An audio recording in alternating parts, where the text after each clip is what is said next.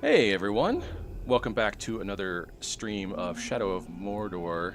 I am Nate, and I'm joined by Tom, and Hello. possibly Ian later tonight. We'll see. He's a very important dude with a lot of important responsibilities. He's decided to play hooky on us and Yeah, and his as what is a his real first life absence ever? friend. I Like, maybe at the beginning of a stream, I think. yeah, at least at the beginning of his stream, partial absence. Usually either comes out to where like we don't stream that week that he's unavailable because we're just like, why not? Like, why bother? Or or we just or he's already there. I think Yeah. I think it's just you that we've streamed without once before. I think so. Or That sounds like about right. Yeah. yeah. I know I was absent for a little while there because of my schedule. Yeah. All right, so I've brainwashed this dude, but he's still not being cool.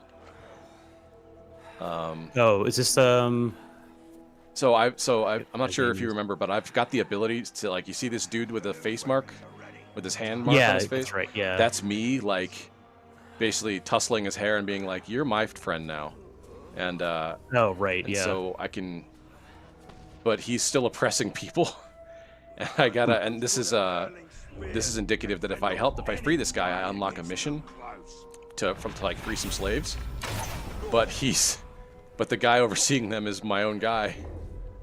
Oh, interesting. Okay. So And I can't like auto kill him, We're free. so I gotta do this brutal thing to like. Twice a day if you can There we play. go. Huh. Thank you, Ranger. All right, that's just funny that I've never seen it work out that way. So you're in like this new area, right? Like you're in the Yeah, the I'm in like what is essentially the second map. Like, I think effectively the old map is through here, and then I unlocked it and am now in this new map here. And I've done some stuff to like clear out like collectibles and side missions, and then I was working my way through here, and then I got down to here, and then I just like ran out of time last night, and I had to go to bed. But I've been picking up small stuff on the map, and then doing like these missions to help unlock new stuff. Oh, nice. So you've already Yeah. got a leg up on. Well, I guess you already kind of had a leg up on the stuff before. Yeah, a the little last bit, area. little bit. But Nice. I'm gonna unlock this tower, and then this is a actual main story mission. If I'm not mistaken, it seems like the last like leg of the story that I was doing is I was killing the war chiefs and just like wholesale taking them out. But now I am opting to like brand them with my hand and brainwash them.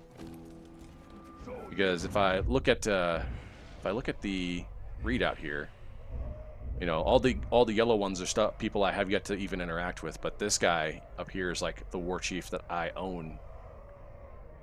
Oh But I yeah. don't, So is Ratbag not a? I don't know. Last time I saw him, he got hit with a big ass mace and went flying. I don't know if he's dead or not. And Ian says, I can tell I figured you. he must be like a story thing. So he's not like he doesn't count in this like tournament basically because he's like Yeah. he's not like one of like these slots. That would be my Yeah. guess. So I mean, he was a slot earlier in the like the end of the last phase. He was up here on the podiums, Yeah. but now he's gone. So I don't know if he's like hiding out, if he's like dead to rights, truly, or what. But now I don't need to coerce him and bully him anymore. Now I can just make people do what I want. So like, I guess he's obsolete, but it was cool having Ratbag for a while. You know, it was funny. He brought some much needed levity to the situation. Yeah. It'll be nice So- to have like an army if that's your new plan going forward. Yeah, Have some allies. I will say it kind of changed some of the missions. My view has changed on how to go about doing it. Now I'm kind of like, you're my friend, and you're my friend, and you're my friend. Go fight people now, please. Thank you. Right. But yeah, I'm no longer a one-man solo sneaking mission Metal Gear style. Now I'm gangbusters. It'll make the like one versus many thing kind of easier because now you'll actually have some help. Yeah, yeah, it's really nice to actually just have like just take some of the heat off. It's like I can take any one given like soldier type, even probably multiple of them, but just Right. having like even some of the spear throwers or like the archers or whatever in the background, they'll like tick away at your health, and you won't even feel it. Like you won't even react to it, and then suddenly you're like missing a third of your health, and you're like, what the fuck happened? Or like you get like the red blurry vision that was so popular in games of this era. You're like, since when the red fuck? belly. Yeah. Yeah. Huh. There I we wonder go. if you can kick people off that bridge. I think you can. I was doing a side mission, and it said that one of the bonus objectives was to throw people, like 3 people, off the bridge. So I know I can like grapple people and then decide how I want to interact with them from there. Are the graphics stuttery for you, or is it? I think might just be. It might just be for you because they're not super Okay, stuttery for me. I don't think. Yeah, cutscenes are fine. I think it's probably just like a video thing on the Discord side, but it's not a big deal. Okay. I was curious if like you were playing with it because I was like, man, that would be really hard if I was trying to like aim. Yeah, no, everything's smooth for me so far. Trust me, if it were jumping around, I'd be the first to complain because that would make me even worse. Yeah, that would be impossible. Yeah. We could follow behind unseen. All right. This is like your new lady friend, I guess. I guess I don't remember. Like I remember meeting her. I don't know who she is though. Like I forget who she is. I remember She you was dealt probably with like her explained to me. mom, I think, in the last area. Oh, maybe She- that's she what it like, was. possessed by yeah, I don't remember the names of any of the evil. Oh, Saruman, I think. Yeah, her mom was possessed by Saruman because she looked really, really old. Yeah. All right, so stealth brand 5 uruks. So they don't call them orcs, and because like there's orcs and goblins and urukai, but maybe it's the Tolkien estate doing its thing of like. Well, it could be, yeah, because I guess know. uruks were. What could you No. school killing practice? We should starve some prisoners. Oh, okay. Well, a quick Google says it has to do with orc folk, so it's orcs mixed with like goblins. So it's okay, like the so- goblinoid Yeah. Okay. line mixing. Yeah. So uruks is the genus. Uruk is I always the thought genus, uruks and then were. Yeah, because I know urukai are the ones that are like they just pull them out of the they're ground. the or big whatever. dudes. Yeah. All right. Clear all 3 search areas without triggering an alarm. Jeez. Okay. That'll be fun. It's time for some Metal Gear missions. Yeah. Outraising and without triggering an alarm. Okay, that means that I don't have to stealth kill them. God, this dude, just please go up. Yeah, I think you just have to clear all the search areas. Yeah. Because you're running in that like ghost mode, not. It's super fast. But it doesn't like trigger like. I'm used to like No? if you run at all within line of sight, they would just do that. Ooh. Yeah. All right. So. They must know that she will risk everything. Oh shit! This dude was sitting right here. Oh shit. Yeah. Whatever. All right. Well, that's everybody there. What is the alarm for them? Is it like if they blow a horn or something? Yeah. There's you see that thing with the rope right there in front of me? Yeah. Every once in a while, one of them will get the bright idea to go sound the alarm, and it'll be like a flashing icon above their head that's like a drum that's like being beat or something. Oh, okay. And if you can take him out before he gets to one of those stations, Right. he won't set off the alarm. Sometimes I forget that it's not it's asking for the alarm not to be sound, but sometimes it's without being detected, and that's a Right. real shit time. Yeah, that can't be fun. Yeah, these fucking archers, man. I'm guessing that's probably why this one is a stealth mission, is because they want you to be like looking for like the higher up orcs. Yeah, probably. That's like their sentinels or bit whatever. Yeah, because there's 2. Let's brand you. It's always good to have friends in high places. I was gonna say if you brand one and they like, will they start firing? Will they set off the alarm? Only when I tell them to. I get some D-pad controls to like. Otherwise, they'll just chill until I tell them otherwise. And when I press like up on the D-pad, then they'll be like, "All right, shit's about to go off now, guys." There's probably some other ones, but I don't really care about the other commands. Like chill until I tell you not probably to. not very useful. Yeah. Yeah. All right. I know I got all 5, but more couldn't hurt. Stain our hands with Uruk blood. When a Caragor can do it in our stead. All right. That'll do that.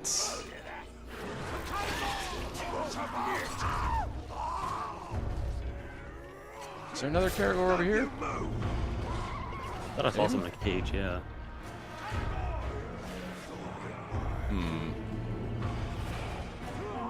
There's people over there. Let's just do that. Let's take you out over here. And you guys real quick. Just real quick, though. Yeah, the tools they give you that you eventually pick up are so much handier than, like, Follow her conviction. you would ever realize. You're just like, I got 6 different ways I can kill these folks. In whatever order I choose. This is great. I've been playing a lot of Heat Signature again. Oh, yeah? I haven't played that in a while, and I was getting into the mode of like trying to set traps and doing all kinds of stuff like that. Because I did that in Dishonored a little bit, but it usually ends up being just like using the primary weapons. And I was like, I should try actually using some of these things and not just letting them rot in my inventory. 'Cause I'm trying to save them for something. Man. I need to play that game. That and Ian keeps touting Control. That's Control is been on good. I liked Control. It's So you have played it, okay. Yes, I liked it a lot. It is made by the same people that make Alan Wake, which I haven't played, but I know people rave about both of those games, and they're set in like the same universe. But Control is like it is a third-person shooter, and it's not like a looter shooter, but it is like X-Files, the game kind of. As a third-person shooter, and it's fun. It's a couple hours long. It's got a good story, but it's definitely like I like it. Some people don't care for the combat, but I think the combat it's a serviceable way to verb your way through the story. To verb your way. Yeah, because like it's action, and like the combat's not bad, but it is very much like the weapon you have is like a service weapon, or that they call it the service weapon, and it's essentially a gun that can become different forms. So you have like your shotgun, your assault rifle, your whatever, but you have it in the form of like this like small like handheld pistol where like all the parts kind of like float around the like main kit. It's pretty cool. I would definitely recommend checking it out. I have not. I know like people that like that really like the other games in that universe, but I think Control by itself is pretty good to play. Yeah, I'll have to check that out because that ever since you guys started talking about it, I was like, well, I gotta check it out. And then I saw like a very brief gameplay footage. And I'm like, that looks fucking cool. It is, yeah. Some of the bosses in it is very cool. It does some really cool like teleportation tricks, basically. Like there's some like elements in the game that are supposed to be like very like sci-fi X-Files, like things are weird but unexplained, but they're trying to like you're in the Federal Bureau of Control. That's where the FBC comes from. And so like a lot of the stuff you encounter is stuff like weird stories about like, yeah, there's this safe and this guy just had it for a long time, and then eventually like he kept finding weird shit in it. Like every time he would open it up, there would be like, you know, like not like cash, but like tons of other weird things, and like they start to try to like draw out like they call them objects of power. Like one is a rubber duck that grows to like a gargantuan size. Another one is like a telephone that can teleport you. Basically, if you answer it. It's fun. It's very cool if you like the X-Files vibe. Yeah, that's not. I mean, I'm down. I'm trying to expand my horizons. There's a couple like I don't really look into the indie scene too much, or even like not the AAA, but like the double and single A level stuff. So I'm trying to pay more attention to that. I don't know. I'm not paying attention to games as much these days, right? At least in the current present, you know. Yeah. I mean, there's always a ton of games. I don't play that much new stuff, but I try to go from smaller to medium-sized games to other ones. That way, I don't have like one thing that takes up all my time if I can help it. Mm-hmm. Lots of good stuff coming out, though. Yeah, have you been keeping up with the Monster Hunter at all? No, I know there was a title update, and I know Cameron's talked about wanting to stream it again, but I think they ultimately decided to keep doing Helldivers on Mondays because the title update is so small. I think it's just like the one. Okay. Actually, I know the second one is imminent, or at least it's like July or something. Yeah, I think they're doing them. It's at least getting laggy. They're doing quicker. And I Yeah, haven't played a whole lot since then. Actually, what else? And then I guess they have an Akuma like Street Fighter crossover. Yeah, I think that was the first one. I haven't Yeah. played that one at all. It seems cool, but it's very much like they do a token Street Fighter crossover every Monster Hunter. Well, I guess something about the armor set makes it real fun to play. Like whether it's I like think an they're doing emote like or another something. Witcher thing where if you get the armor, you can like just be Akuma basically. Yeah, but I think that's it's how it like works. maybe he can do the Shun Goku Satsu in some way, shape, or form.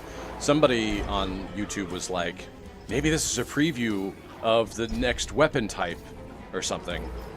Like they're testing it out in a small little dip your toe in. I assume they're probably doing another Witcher type thing where like they give you like the Igni mark or whatever, but they'll just do like a inventory item that lets you do like special moves. That would be my guess that they were trying to get this out pretty quick to like raise attention to Street Fighter. I will say, being able to do the Igni incantation from The Witcher and versus being able to do the Raging Demon are two very different plugs. Two very different. Yeah, I was gonna emotes, say man. it's a That's just nuts.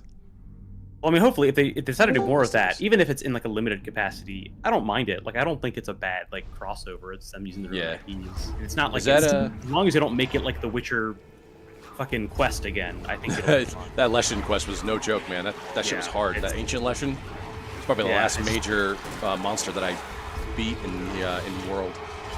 It takes up a lot of time. Yeah. Did Ian just enter the chat? Is that what I saw? I have entered the chat. I'm here. Oh, there he fellas. is. Yeah, here he is. What up? He's decided to. He's done it. Attend. Grace you with my presence. Yeah, it's me. I'm assuming all of your official business is done and over with then? No, the worst part of it is tomorrow. So gross. Gotta deal with it all tomorrow. But in the meantime, I will rag on you while you play some video games. That sounds good. Yeah. Stress out. Are these guys going for like help? Is that what they're? Oh, they're gonna go gather. Okay. Yeah. They're gonna go get a grog or whatever it is, probably to come. A grog is like a drink. Yeah. Or that's. Yeah. Or some. They have so many different terms like schrock, and. That's like the fantasy universes, right? They always have like their token, like it's kind of like the Zelda enemy names, where it's like this one is a zoomer, or I guess Metroid does that. Where What's they call up? them zoomers, and I'm this like, blob thing that eats your shield and tunic. Well, I think they call you a Shrock, like a Shrek. I think that's like a derogatory term that they use. Do we think it's anyhow inspired by Shrek? Could be, but they also call you a Tark. I think Tark is what they call men in general.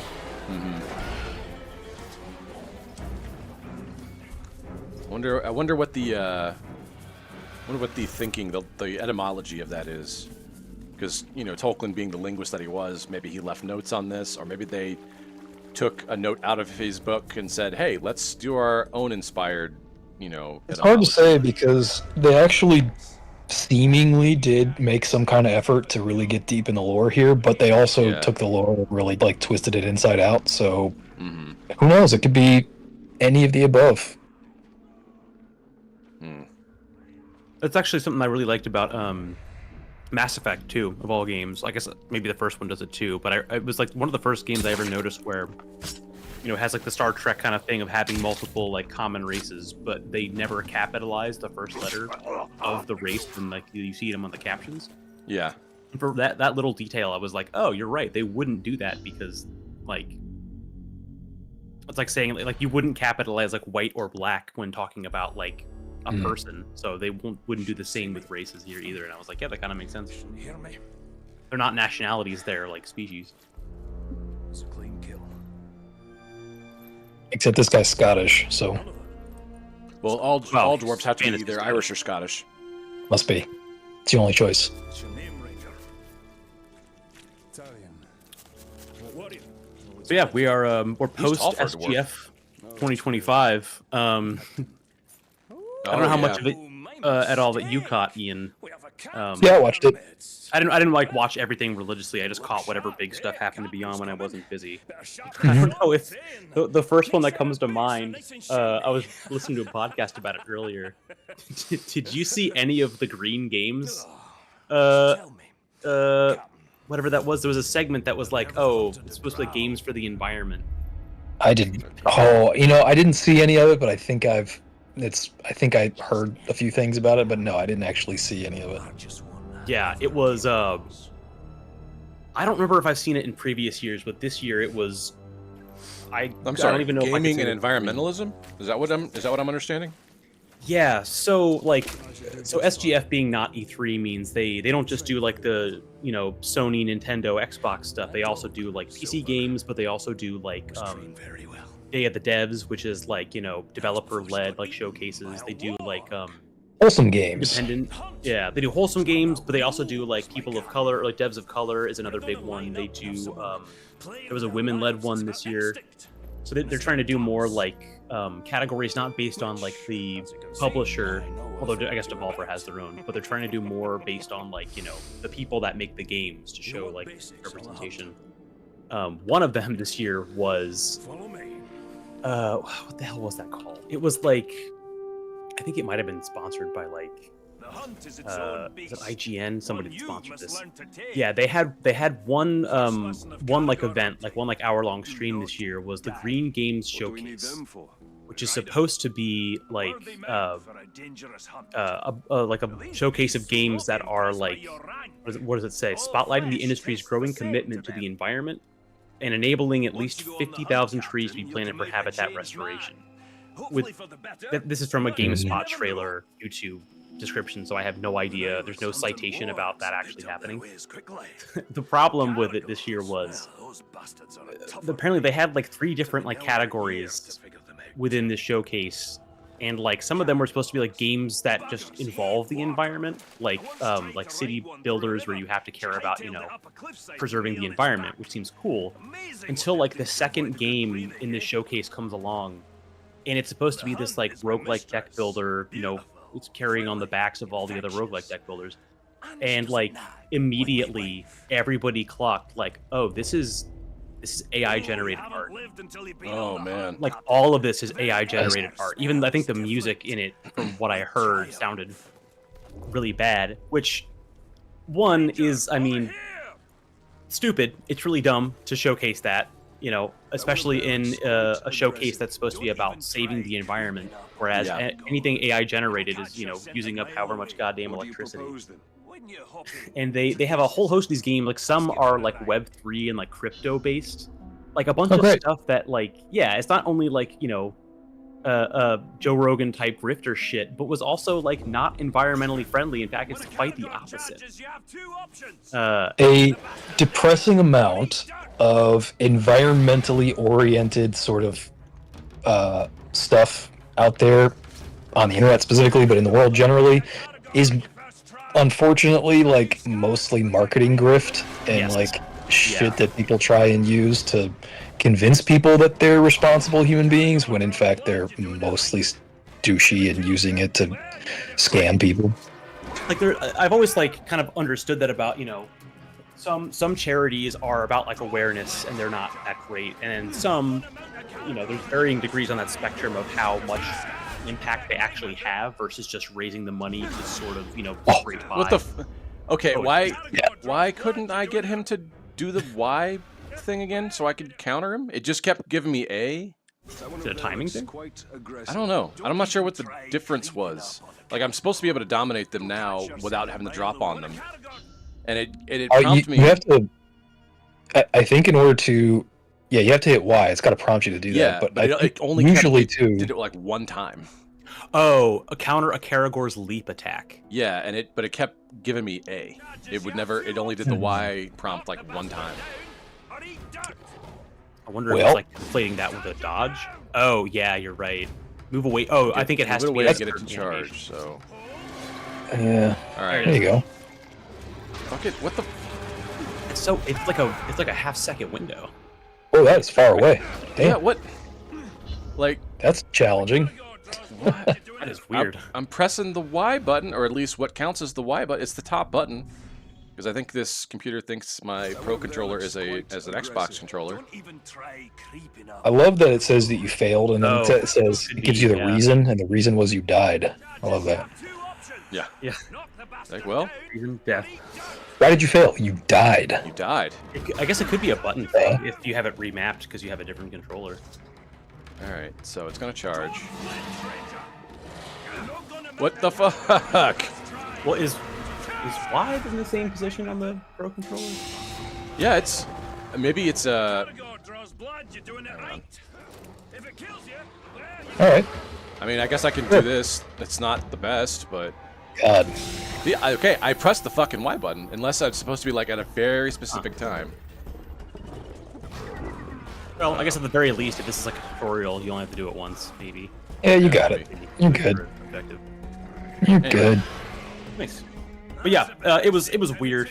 I didn't watch any of it, but I did see like what was announced and people explained it, and apparently like the game, they had a whole category of those 3 during the showcase that was like if you like pay a certain amount of money, I don't know if it was a donation or just like a payment to them, but like there was basically like a, hey, you can pay for a spot in this category.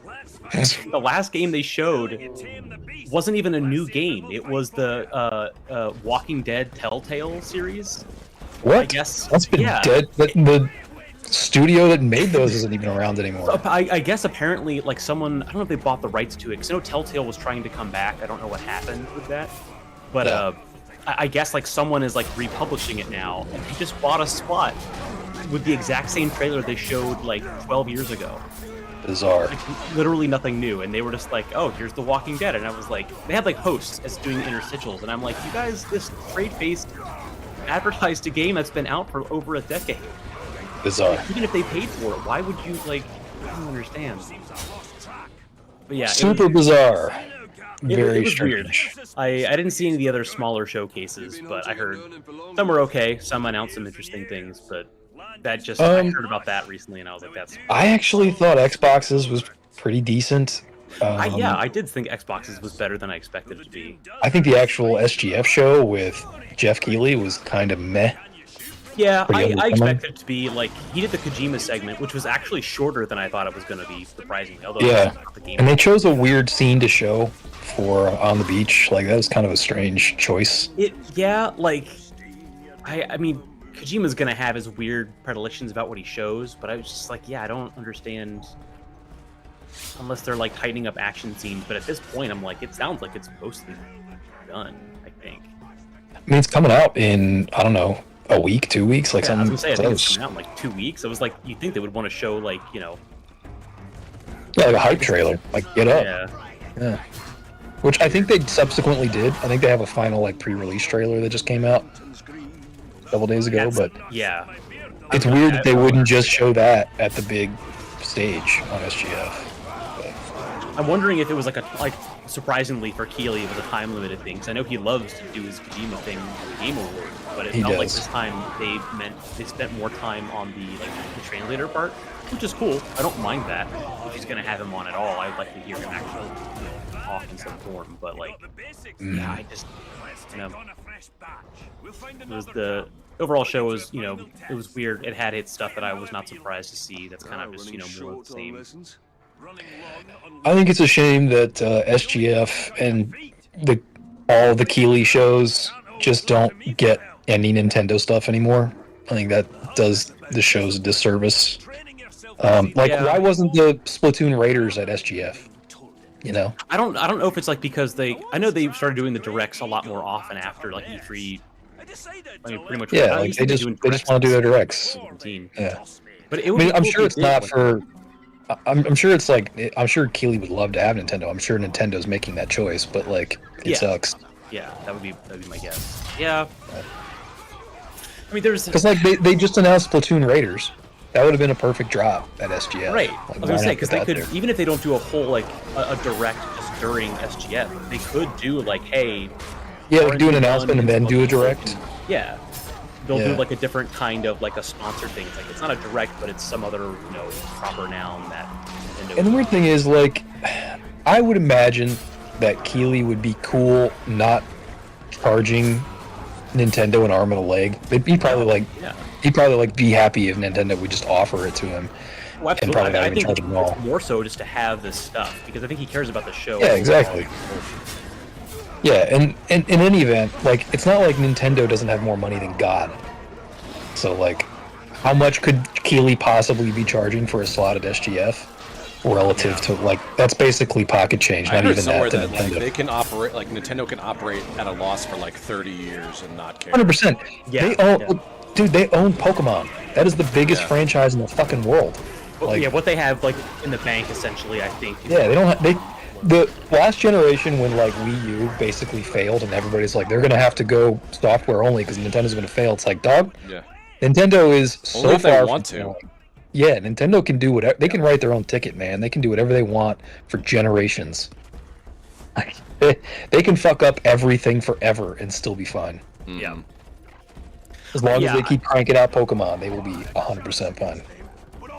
I've had that kind of, I mean, anything with Keeley especially, but when it comes to like big like game announcements, it's like there's a couple gems here and there that sound like they might be interesting, but like the last couple of years have been a lot of, you know, because games are so expensive to make, there's not a lot of innovation, and because Nintendo keeps a lot of that innovation to themselves, I mean, in terms of like their own shows, like you're gonna see a lot of like, oh, it's another extraction shooter, it's another, you know, another deck builder, it's another whatever. Like, I'm not surprised to see that stuff. It's still just disappointing where it's like, some of those games might be good, but I just, nothing like, the hype of like the innovative or interesting stuff is so rare in these nowadays that it's like, well, it's not like Space World 2001 anymore. It's you know.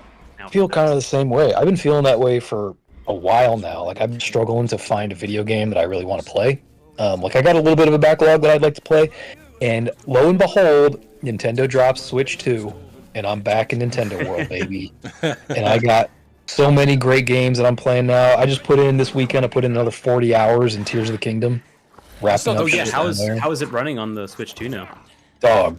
Oh my god. It is. I've heard good stuff. I haven't seen anything, but it sounds amazing. It is so amazing to play a Zelda Breath of the Wild and Zelda Tears of the Kingdom in 60 FPS at is basically 4K. I mean, I think there's been some dispute as to whether it's 4K and 1440p. I mean, doesn't matter. Close. That counts for me. It doesn't matter. The 60 FPS with that art style in really high res on my big screen, dude. It is, to quote Ferris Bueller, it is so choice. I highly recommend picking one up. It is brilliant. If you are a Zelda head and you like either of those games, that is the way to play. That is the way to play. Get yourself a Switch 2. I forgot that there's a lot of games that we're going to be like ready to play on it. I guess is it this like the same UI, the same architecture? Like, can you just play everything? Oh yeah, it's one. Here's what it's a Switch Pro is what it is. Keep in mind it's a Switch Very Pro. Like it's Switch a Pro big Plus upgrade. 2.0. Yeah, like because you have to remember the Switch has been around for 8 years. It was underpowered when it came out. Oh yeah. The Tegra chip that was in the 2017 initial release of this original Switch was 2 years old by the time it came out in 2017. That's a 2015 chip. Yeah. So we're talking about a 10-year generation gap in tech here. It is way more powerful than the original Switch. It makes a difference. It is just a really nice experience. To say nothing of the fact that every game is playable from your old. It's coming with an enormous fucking great library from the original Switch, and it all runs and plays better than it ever did before. What the backwards compatibility was going to be. All of it, yeah, all of it. Wow. So there were a lot of games. You guys will probably know this. Like Tom, you probably have experienced this on a few games, but like there were games for me that were basically untouchable on the Switch because they ran so poorly. Like, what was it? What am I playing now? The Zelda. Shit. Oh, the Dynasty Warriors Zelda. Oh, Hyrule Warriors. Yes, there's the Hyrule Warriors one, the most recent one, the Calamity. That one Age of Calamity. Balls. Yeah, Age of Calamity. That one. It's a good game, but it was like unplayable on the Switch, and now it runs great on Switch 2. The remake of Zelda shit. Can't even play it on the channel. The remake Link's Awakening with the. Right, I'm playing that now.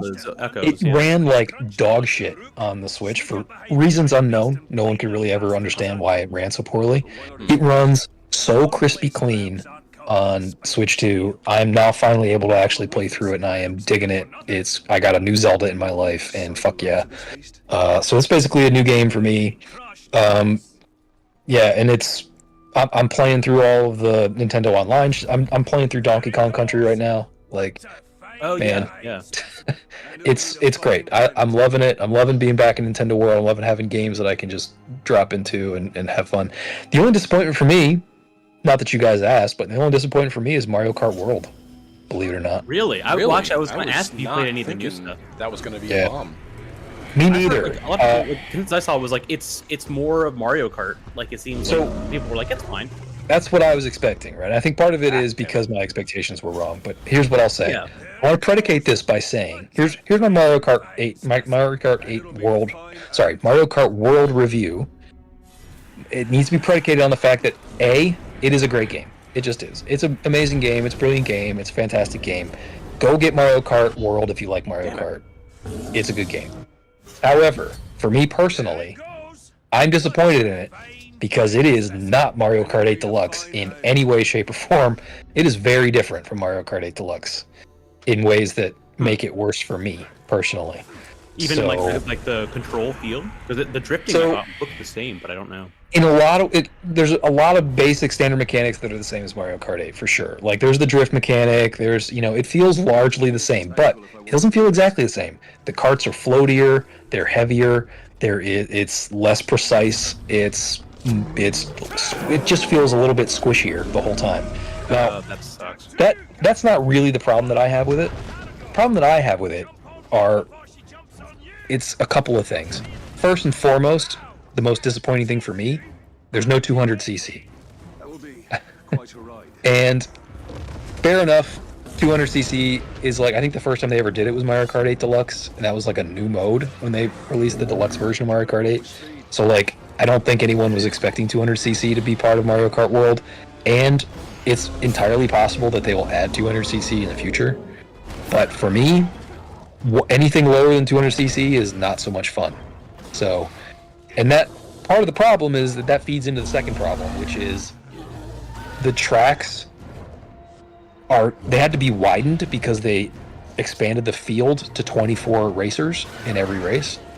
So all the tracks themselves got really wide, which means that there's not a lot of technical driving or turning. It's mostly straightaways on most of these tracks. And even when there's turns, and there are turns, don't get me wrong, there's still some technical driving, but you can win and be successful without ever drifting. You can just hit apexes and just drive straight for most of that game and be competitive and win, and it's not very challenging in that way, so it's just very not as technical driving. Now it's exasperated by the fact that there's no 200cc. If there was 200cc, those tracks would feel smaller. Right, because then you have the same speed. Yeah. Exactly, yeah. So Tom, you're a fan of F1, right? So yeah. The thing about F1, the cool thing about the separating factor from F1 relative to say NASCAR is turns. There's a lot of technical turns, and that's the most challenging part of F1 is how quick can you be in the corners, right? Right. And cars are already going considered wicked fucking fast. Yeah. And the technical part of it too, especially in F1, is you got to manage downforce. You have to go fast to go fast. You have to get the downforce. You got to go super fast around the corners, and it's really fucking scary and it's tough to do. So it's technically challenging. That was true in Mario Kart 8 Deluxe because you needed to drift very technically, and it was very challenging to get around these really bendy, tight tracks. It felt very F1 style. It's not the case in Mario Kart World because A, you're not going as fast, and B, the tracks are wider and straighter. So that put together makes the driving, I'll put it this way. I think Mario Kart World, people who don't care about being good will love it more than Mario Kart 8. And people who care about being good and want to get better and want to be able to be good at the game, people who like the skill aspect of it will like it less than Mario Kart 8. I could see that because the straighter, wider roads also means it's I feel like they did it because they wanted they fit 24 racers, but also it gives you more time to use gels and items and stuff. But at that point, they definitely being on a treadmill for a couple seconds or minutes where it's just like, okay, everyone's just throwing everything. Hopefully, whoever Yeah. gets out of the cartoon dust cloud gets to win. And in certain ways, it definitely levels the playing field more for like a skill gap. So like players who aren't so good will have more of a chance to win because the best players can't dominate as much as they used to. They still can. I mean, there's still avenues to be really technically good, but it's just not as intricate or detailed and technical as Mario Kart 8 Deluxe was. So, and plus, on top of that, and bearing in mind that Mario Kart 8, when it came out on the Switch, was already like, what, a 5-6-year-old game. So it was very mature by then, meaning they'd released DLCs already by that time and stuff. Mario Kart 8, Mario Kart World, I'm going to say this right now, guys. I have made my point clear about $80 games and how, like, it's fine for me if they're going to charge $80 as long as that money goes to labor, right? And goes to better games, even though I don't believe that it actually is. But $80, so be it, whatever. But, like, even if $80 games was justifiable for any game, it's not justifiable for Mario Kart World. There's not enough content for $80 fucking dollars. $80 is a lot of money for Mario Kart World. Let me just say that. Mm-hmm. Yeah, I mean, fortunate. Like if you buy the bundle, you get it for $50, that's a fair price to my mind. Even $60, like a quote unquote full price $60 game for Mario Kart World, fine. $80, like, nah, there is not enough content there. Like, first of all, you're only getting Mario characters. There are no other Nintendo characters in that game right now. So it's Mario and Peach and like some side characters and, you know, Donkey Kong and like those characters. That's it. There's no wider Nintendo universe characters in there. Smash no Link. Racers, man. That'd be fucking Yeah, awesome. it's not like the Mario Kart 8 Deluxe was Super Smash Kart, right? That's what it was. And that but Mario Kart World right now at least is just Mario, which is classic Mario Kart. I get it. But like, it's $80. Sure, I'm sure they have other plans. But yeah. Well, this is the thing; they're charging $80 right now for it. That's fine, but they will, mark my words, they will come out with DLC for this that you will have to pay for. Oh yeah, you know it. And you're $80 is what you're getting now. Yeah. You will end up paying $120, $150 for the other stuff that they drop later. So it's not like you're paying $80 now and eventually you're going to get the stuff that Mario Kart 8 Deluxe had. No. You're paying $80 now for what Mario Kart World is now. And what Mario Kart 8 World is now is not an $80 game. It's a great game. It's a fun game. It's a well-made game. It's not $80, dog. No, it's not. It's $50, it's $60. That makes sense. That's fair. That's reasonable. I get it. But because I've said this before too, but Mario Kart, as much as I love it, and you guys know, I put in a shit ton of hours in Mario Kart. I don't think I've seen anyone as good at Mario Kart. Yeah. Personally, I've never met somebody who's better. Yeah, like I'm a big Mario Kart head, man, but this feels like a spin-off of a spin-off. Mario Kart just in general is a spin-off. It's not a core Mario game. It's not a core Zelda game. It's not even a core Donkey Kong game. It is a spin-off. As popular as it is, and as important as it is to the Nintendo portfolio, as like it's the most best-selling Nintendo game of all time, like I get it, it still should never be an $80 game. Unless, like Mario Kart 8 Deluxe, that makes sense. The amount of content for Mario Kart 8 Deluxe, the number of tracks, the number of races, the number of racers, the number of carts, the content in there warrants an $80 game to me. Mario Kart World does not. And it might someday, like Mario Kart 8 Deluxe did, but it doesn't right now. And the cost model... Yeah, but it's exactly. It starts at 80 and it's only going to go up from here. Like it's going to end up being 120, 160 with all the packs and plus for the like deluxe edition to like get it all in one. Yeah, exactly. And then maybe if you just buy the deluxe edition, like Game of the Year edition, whatever the case is, like once all the DLC is out, maybe then it'll be $80 again. And that's fine.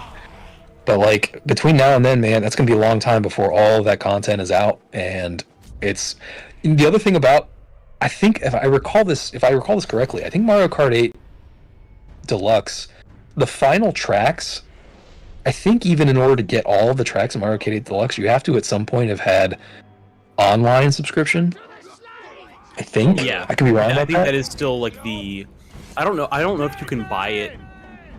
I don't know if you can like buy it on a standalone now, but I know at least when it was coming out, it was. That was the way to get the tracks. Yeah, you had to have online to get the tracks. Tier of online. Yeah, and so like, which is also kind of uncool for like anyone who just doesn't want to do online, which I totally get why people wouldn't want to do the Nintendo Online service.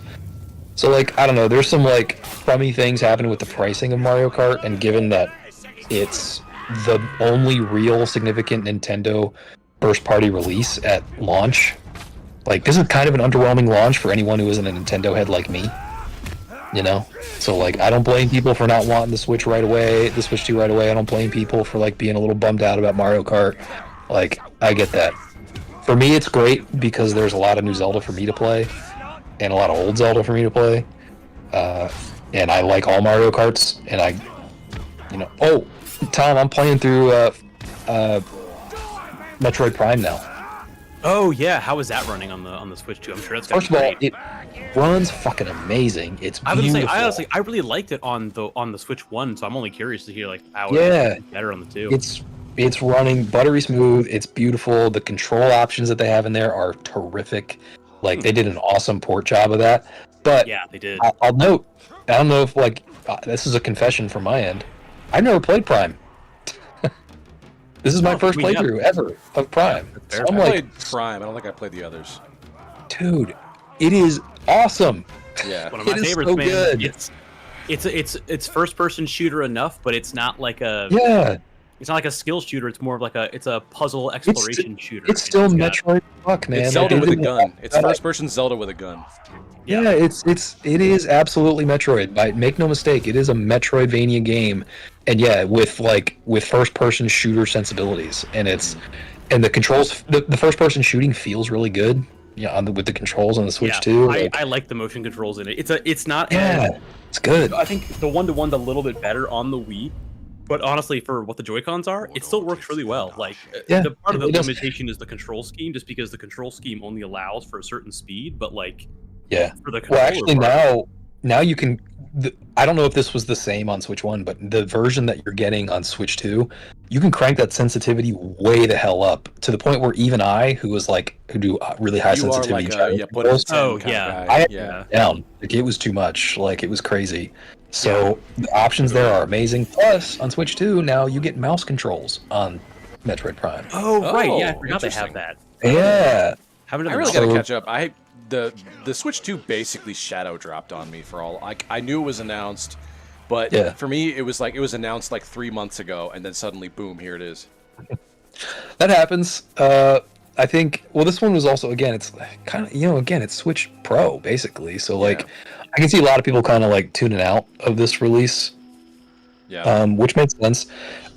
It's also, there's the tariff issues. So they announced a pre-order date and they had to move the pre-order date. So if you wanted to do the pre-orders, you had to be really plugged into the news to know when to do the pre-order. Yeah. So like you had to really want one to like get one. These days though, from what I can tell, like if you pre-orders were kind of madness when they first went up, but these days if you actually want one, while they're often sold out in most places, if you just put in a little bit of effort, you can pretty much get one. Like, they restock regularly at Best Buy. They restock at GameStop. Like, if you want to buy in person, just call ahead. There's a good chance, like, weekend to weekend, they'll have, like, 30, 40 in stock at various different places. I did hear that recently, because I was expecting, after the Switch 1 and, like, I didn't get a PS5, but, like, back when that was first coming out, that was, like, the peak of, like, oh, they've been sold out for like a year and a half since like launch or whatever. But I heard this one, it was like, they did a really good job with this launch. It might be one of the smoothest ever because they bothered to like have a supply. Yeah, that's the funny thing. Yeah, the actual. I wasn't expecting that at all. Yeah, so it's funny the story because the actual pre-order day. I mean, first of all, again, the pre-orders got delayed because of the tariffs, so that sucked. And then when they finally did go up, it was an absolute fucking shit show. So like. All of the sites went down. Target, Best Buy, Walmart, GameStop, they were all over the place for the online pre-orders. They were fucking crazy and terrible. But actual delivery day was kind of amazing. Like, I ended up getting my pre-orders through Walmart. I bought one for me and Cherie. And Walmart promised that they would deliver before 9 a.m. on launch day. Wow. And I'm thinking like, ain't no way they're delivering on that. Like, right. that's a no that's way. a crazy Good luck, promise. guys. No way. Yeah, exactly. They delivered at 7 a.m. Wow. Like, yeah, fucking That is amazing. ridiculous. It was like never had a hiccup. They had a couple of tech issues apparently where they inadvertently canceled some people's pre-orders, which sucks. But then That they sucks. restored them. They went back and restored them. So like the people that had their pre-orders canceled, they went back and reinstated their pre-orders. So those people still got their pre-orders. Somebody So, I follow like- on Blue Sky ended up just getting one at Walmart instead because they got theirs. Yeah. Well, not Walmart, but Best Buy, and they were like, well, they did try to reinstate it later, so at least they weren't like. Yeah, so there was a make good on Walmart's part. The other cool thing that Walmart did, they didn't do this for me because I guess it was sort of regionally based, but a lot of Walmart pre-orders came with like extra goodies, like a 2-liter of Coke and like a thing of Pringles. You know, like they were like throwing in extras on their deliveries, which was like kind of cool. Like it was like very rare that a retail outlet would do something cool like that. So like overall, and again, even on day one, like GameStop and Best Buy both made sure that they had stuff actually in store. If you didn't get to do pre-orders online, there were still Switches in store if you wanted to wait in line like the night before or the morning of. You could still get like there were still like 30, 40, 50, 90 Switches sometimes, like Damn. at various outlets depending on where you went. Just So like they had a Wii and reserve. the original Switch where you just couldn't get them. Yeah, so like the actual pre-order day was a shit show, but the actual launch day was kind of good. Like it kind of, like there were horror stories, obviously there always are, Sure. but Yeah. by and large, it actually was better comparative to a lot of other launch days that we've seen. So I was gonna say it seems like it's been the best one in like recent memory because like people even like everyone that I know was like, wow, that actually like went really smoothly. And I think Nintendo actually did a much better job this time of actually making enough fucking units. Yeah. Like they never make enough, and this time they actually tried, it seems like, to make enough units. I think that's partially why it took so long for there to be any sort of like Switch news also is because they were like, if we're gonna be sure about it, we gotta pull the trigger early. Yeah. And like actually have production be able to make enough of these that we can even do this. Yeah. So I guess, long story short, my impression overall, and this is just anecdotal, but my impression overall, based on everything that I've seen and my own personal experience, it was to a certain degree difficult to get a Switch on day one, but if you tried hard enough and you really wanted one, you absolutely could have gotten one. Like it was possible, which is not always the case. Like if people remember the launch of the Wii, you couldn't get that for 6 months. Like that was not on shelves for months and months and months. Yeah. That was like the hottest thing in the world. You could not get one. It was vapor hardware basically for months and months. And so this was, compared to that, like way more reasonable. So that was good. I thought that was a good launch for Nintendo. Good on them. So anyway, I'm loving my Switch 2. I think it's fantastic. I can't wait for third-party Joy-Cons to come out so I can get back buttons on my Joy-Cons and, be playing Zelda with back buttons again, so that'll be fun. Yeah. So, yeah. Yeah, Yeah, for me, Metroid Prime, amazing. Oh, and Prime running well is great. That's good news. Yeah, it's terrific. Yeah. So yeah, I recommend it if you guys are Nintendo heads and you guys want if you can't find stuff that you want to play on like PC these days, Nintendo will rescue, man. Like Nintendo doesn't fuck up their first party stuff. It's usually good. I mean, even Mario Kart, as disappointed as I was in it, it's still I'm still 100%ing it. Like I'm still playing through it. It's fun. I'm enjoying it. If you can get the bundle for $50, totally worth it there. Just maybe don't pay $80 for it. Yeah. Oh, That that seems seems spam excessive. of the stream. That's great. Oh, did we? Yeah, we Yeah. did. Breathe now. Yeah, for me it was more of like the same kind of story as Nate, where I was like, I thought about doing it like the day of, and I was like, I just kind of like let it go by for like a week, and I was like, this is gonna be like one of the first consoles where like I've got plenty of stuff to play on PC personally, but that's also because like my range is pretty wide. Like I'll play, there's indie shit I can play for like hours on end. Yeah. Roguelikes don't bother me, but like it was kind of thing where like I had no problem against getting it. I was just like, I'll wait for like maybe the first like year. Well, Tom, I think you're gonna want. one's like later. I think you're gonna want it in the fall, Tom. I think if I were you, I would prepare to buy one in the fall. Yeah, well, that's what I was gonna say. Is I was like, if they Metroid do Prime 4, right? Because I was like, I don't know if they're gonna do like. I feel like as time goes on, they're not gonna do as much of like the 3DS era, the DS era. They were doing like special colors and like colorways for consoles and stuff. yeah, I'm sure they will. Right, they do a bundle for 4, even if it's not like a special. I don't care about the look that much, but I think. Well, the thing about fall is that it's going to be Metroid Prime 4. Right, So, like, that's to me, that's yeah. the big core, like, first-person, single-player release that is missing with the initial launch week. So, Yeah. like, and there's also going to be Donkey Kong Bonanza, which I'm going to be playing. I'm going to look forward to that. I've heard, yeah, people said that was really fun. Apparently, Yeah, it's looking really good. Apparently, the rumors are that it's being made by the same team, by the Mario Odyssey team. Odyssey, yeah, which I think Yeah. makes sense because like it looks, the engine has got to be like It very does. Yeah, it looks very similar. So that would be cool. It sounds like it's going to be good. So between Bonanza and Metroid Prime 4, like that's going to be awesome. And I'm sure Nintendo's going to have something for holiday. You know, maybe a remake of a Zelda or something. That would be dope. Well, I think what works. And I was actually going to say this when you were talking about the world stuff. I think part of the reason why they let world go the way they did, or at least part of they thought their strategy was going to be, however good or bad that was since this is like the first console maybe ever that has a really good like idea of, hey, we're making a better version of a thing that's still compatible with all the old stuff. So yeah, there's like a kind of a weaker launch title, but you can play upgraded versions basically in your whole library like the day of launch.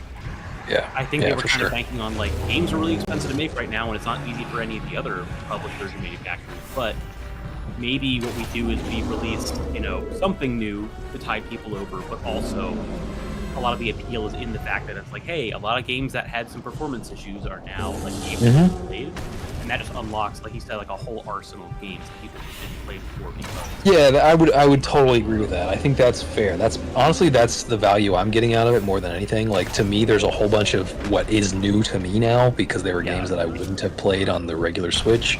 So like again, and of course, I like to just get into Breath of the Wild and Tears of the Kingdom. And now that those run so well, it's nice to just be in that world since they're so much fun to play now. Right. And bear in mind, people should understand too that the frame rate that you get with the Tears of the Kingdom and Breath of the Wild right now, it actually makes the game more fun to play because the frame rate isn't about visuals. Like people should remember, it's actually about like gameplay and how the game feels to play, and whether you can react in time for shit. Like, can you do parries? Can you do like perfect dodges and all that stuff? Like, it's so much nicer to play now.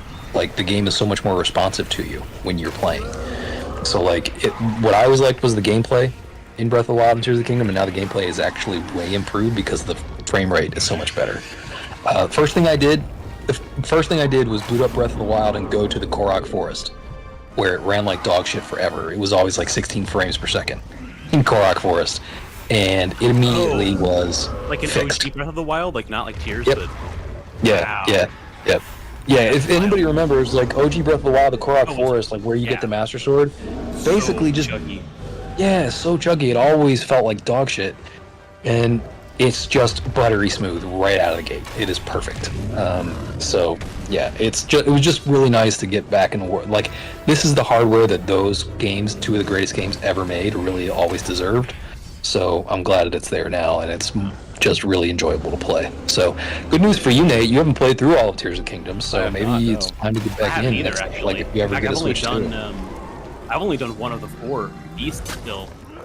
Dude. I know. It's funny because I did the first temple after watching Nate do it at his place, and I was like, I should probably do one of these, and then it became like my airplane only game where I would go and I would go get a light route, Yeah. and I would go like a lock shop, and I was like, maybe I should do a main thing, and I was like, I can just kind of wander around for a couple more hours. That's the Breath of the Wild Tears of the Kingdom experience, man. Just like I will say, even on the constant Switch 1, like distractions. that stuff is still fun, but yeah, I can definitely see how like. I think if I were to play it on the Switch 2, I'd be like, oh, I'm like reinvigorated to like play through the rest of this as like my main game right now. It certainly did for me. Yeah, like I played again 40 hours this weekend, and that was on top of Mario Kart World and Donkey Kong and a Link to the Link's. Damn, Why can't I keep? When Like it was just. Yeah, it was great. So there's just a lot of games, man, and like I'm planning on getting back into Tears of the Kingdom this weekend. So like You know. Awesome. Yeah. So exciting for Nintendo heads. If you got, I would recommend Switch 2 if you're a Nintendo head. How's the battery life? I don't know. People any like better? complain about it, but like it's this. In my experience, it's been pretty much the same as Switch 1, which Okay. is, you know, you can play 3 hours of Breath of the Wild or Tears of the Kingdom That's in pretty handheld mode, and then you'll need to for plug it playing in, something on that order. And it's like that's kind of normal. I mean, that's kind of what I get out of my Steam Deck. So like, you know, it is what it is. Yeah, I'm actually, if it's like the same, I would say that that's pretty good, just because Yeah. you know, the more powerful, like, I mean, most consoles that are like increasing in power are all plugged in anyway. But like for a handheld to stay like on the level as the old one, that's pretty good, because like it's demanding a lot more power because of the graphic. And me personally, and it's I mean, your mileage may vary. Everyone like plays a little bit differently in what their values are and like what they care about. But for me, I never really care that much about battery, because if I'm using it to when I'm traveling, I always have a battery bank with me for other things too, not just for the Switch, but for my phone, for my laptop, for my iPad, whatever the case may be. So like I've got a battery bank all the time for my cameras, right? So I just use that. I plug it in and it works fine. Alternatively, the only other time that like I have it on battery is when I'm at home around the house and like don't want to play on a TV and I'm like in bed or something or on the couch and you know I want to hang out with someone but I don't want to have the game up on the big screen. Like I can always plug it into the wall at that point. Like I don't need to. The battery isn't like mission critical for me. So like battery life is my experience has been it's pretty much the same as Switch 1. I'll take the same, so long as it wasn't worse. Yeah, I mean, some people there's scuttlebutt on the internet right now. People like Trying to break down the actual like specs. Well, they're saying like they have to reset their battery or like they have to drain it out completely and like retrain the battery. Like, and maybe that's true because apparently some of them have been sitting on shelves for a while. That's what they've been saying. Oh, okay. But you know, I don't know. Every time there's especially a Nintendo launch, there's always like a hardware drama that people are like cooking up on the internet. Yeah, there's always going to be like your digital foundry type people who are just like, well, you know, like you were saying about the 4K thing. I was like, to my eyes, like obviously I'm not like a 4K or like frame rate sicko by any means, but like to me it's still an upgrade. But like if it's really like truly not, I'm like, well, the people that usually have that kind of opinion who are like super critical about like a 2% difference is like, well, you're also probably used to a rig like custom made, right? A computer or whatever that like is designed. Like you're not. Let's set our expectations properly, right? Yeah, I mean, and then the other thing is like, especially like on the internet, you'll have someone post on fucking Twitter about how their battery is like crapped out and somehow it's not working, and now all the narrative on the internet now is that the batteries on the Switches suck. It's like, well, first of all, it was posted on Twitter. So what the fuck does that mean? Second of all, like, that's one person. It's anecdotal. Like, is that 90% of Switches? Is it 1% of Switches? So, I don't know. I've not had issues with my battery. It seems fine, so. Look at this fucking guy. I was gonna say, if that's not the mouth of Sauron. How do you think he, like, it's says... not, but, like, holy shit. Why is he able to talk normally? Like, how can he say the letter P? Right? Without lips? I was thinking of that guy's helmet where it looks like comes down over his face like bangs, but the main guy there, what was he wearing, like a saw trap for a helmet? Kinda, seemed like it. He just he has a really mean orthodontist. Open skull, yeah. Oh shit. Had some headgear and some braces. All right, so I totally missed out on whatever's been happening in this. Did she get kidnapped? Yeah, she did. Yeah. Without raising alarm. When that happens. Got it. Let's Damsel in distress, man.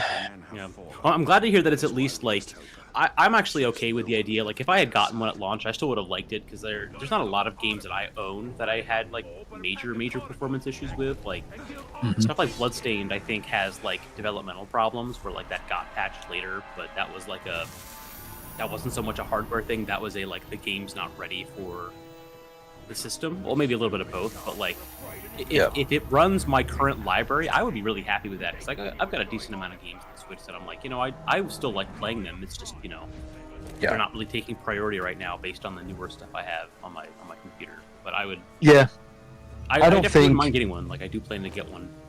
Yeah, I don't think this is like the Switch 1 release where there's Breath of the Wild a revolutionary new Zelda to play on it, where like you kind of really need to play it day one. That's not that kind of launch this time, right? There's Mario Kart, which is great, but again, like I said before, Mario Kart is amazing, but and I'm a big Mario Kart head, but it's still a spin-off.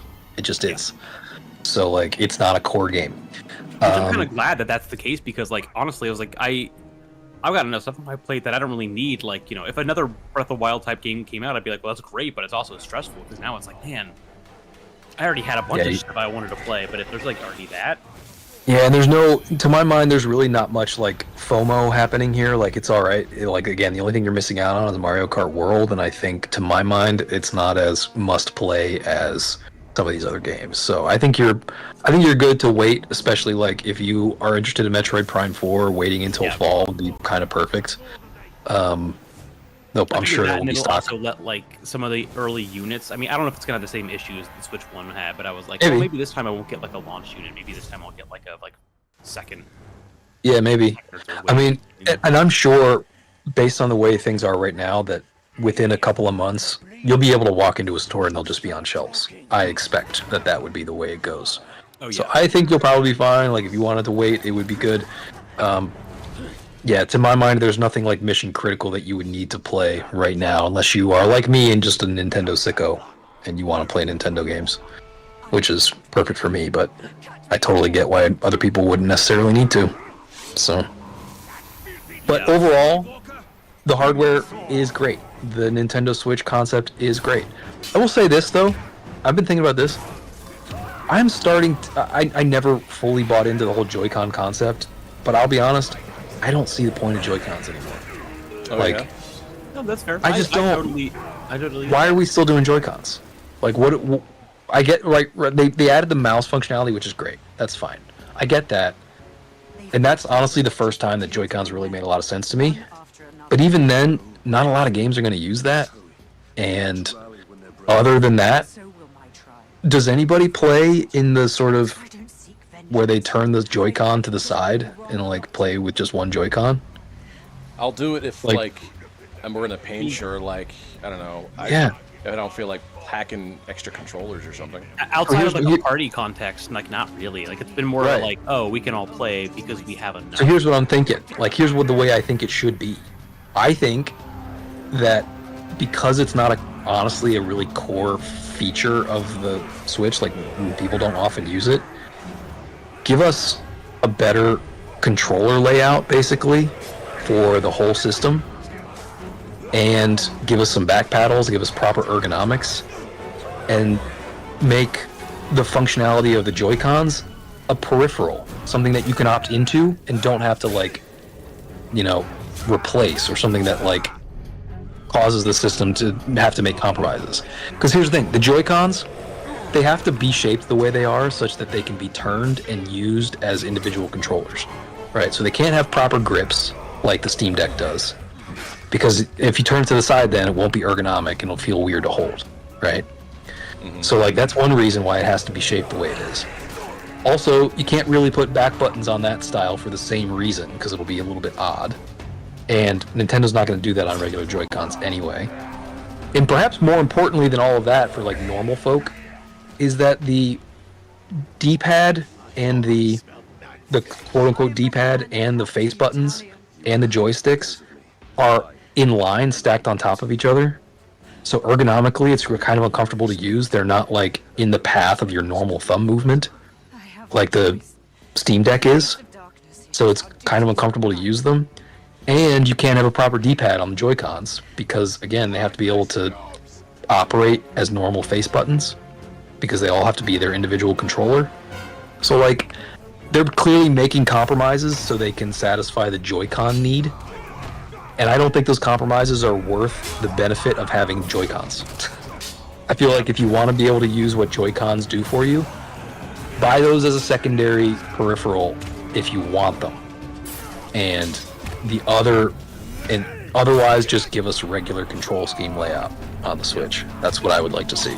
I agree. So, I think part of the problem was like the Switch 1 set that precedent of like people that were buying the Switch were not necessarily like, you know, not that you had to be like a hardcore gamer who want like a regular control pad, but I think that they were trying so hard for the accessibility. They were like, well, if the controllers are part of the console and it can switch easily between like docked and handheld, like they were going for the ergonomic accessibility, which was cool. But I agree. Like I don't mind Joy-Con in certain games. Like I'll play, you know, back when I It's was cool like for 80s, backwards compatibility, like Yeah. Mario Kart, like Mario Galaxy. It's kind of Like nice. if I'm on the because couch, if I it's have for like Nintendo a Wii. pet or like a partner on me or something, like they're not bad because like I can still use them even though it's not the same experience, and I don't mind them. But I agree with what you're saying because like they are meant to be sort of niche. like compromise. Yeah, they're a compromised controller, and like Yeah. they're fine. They're good if if you have a Switch and you bring it to play party games with people, or if you don't play a Switch outside of like Animal Crossing or something, that's fine.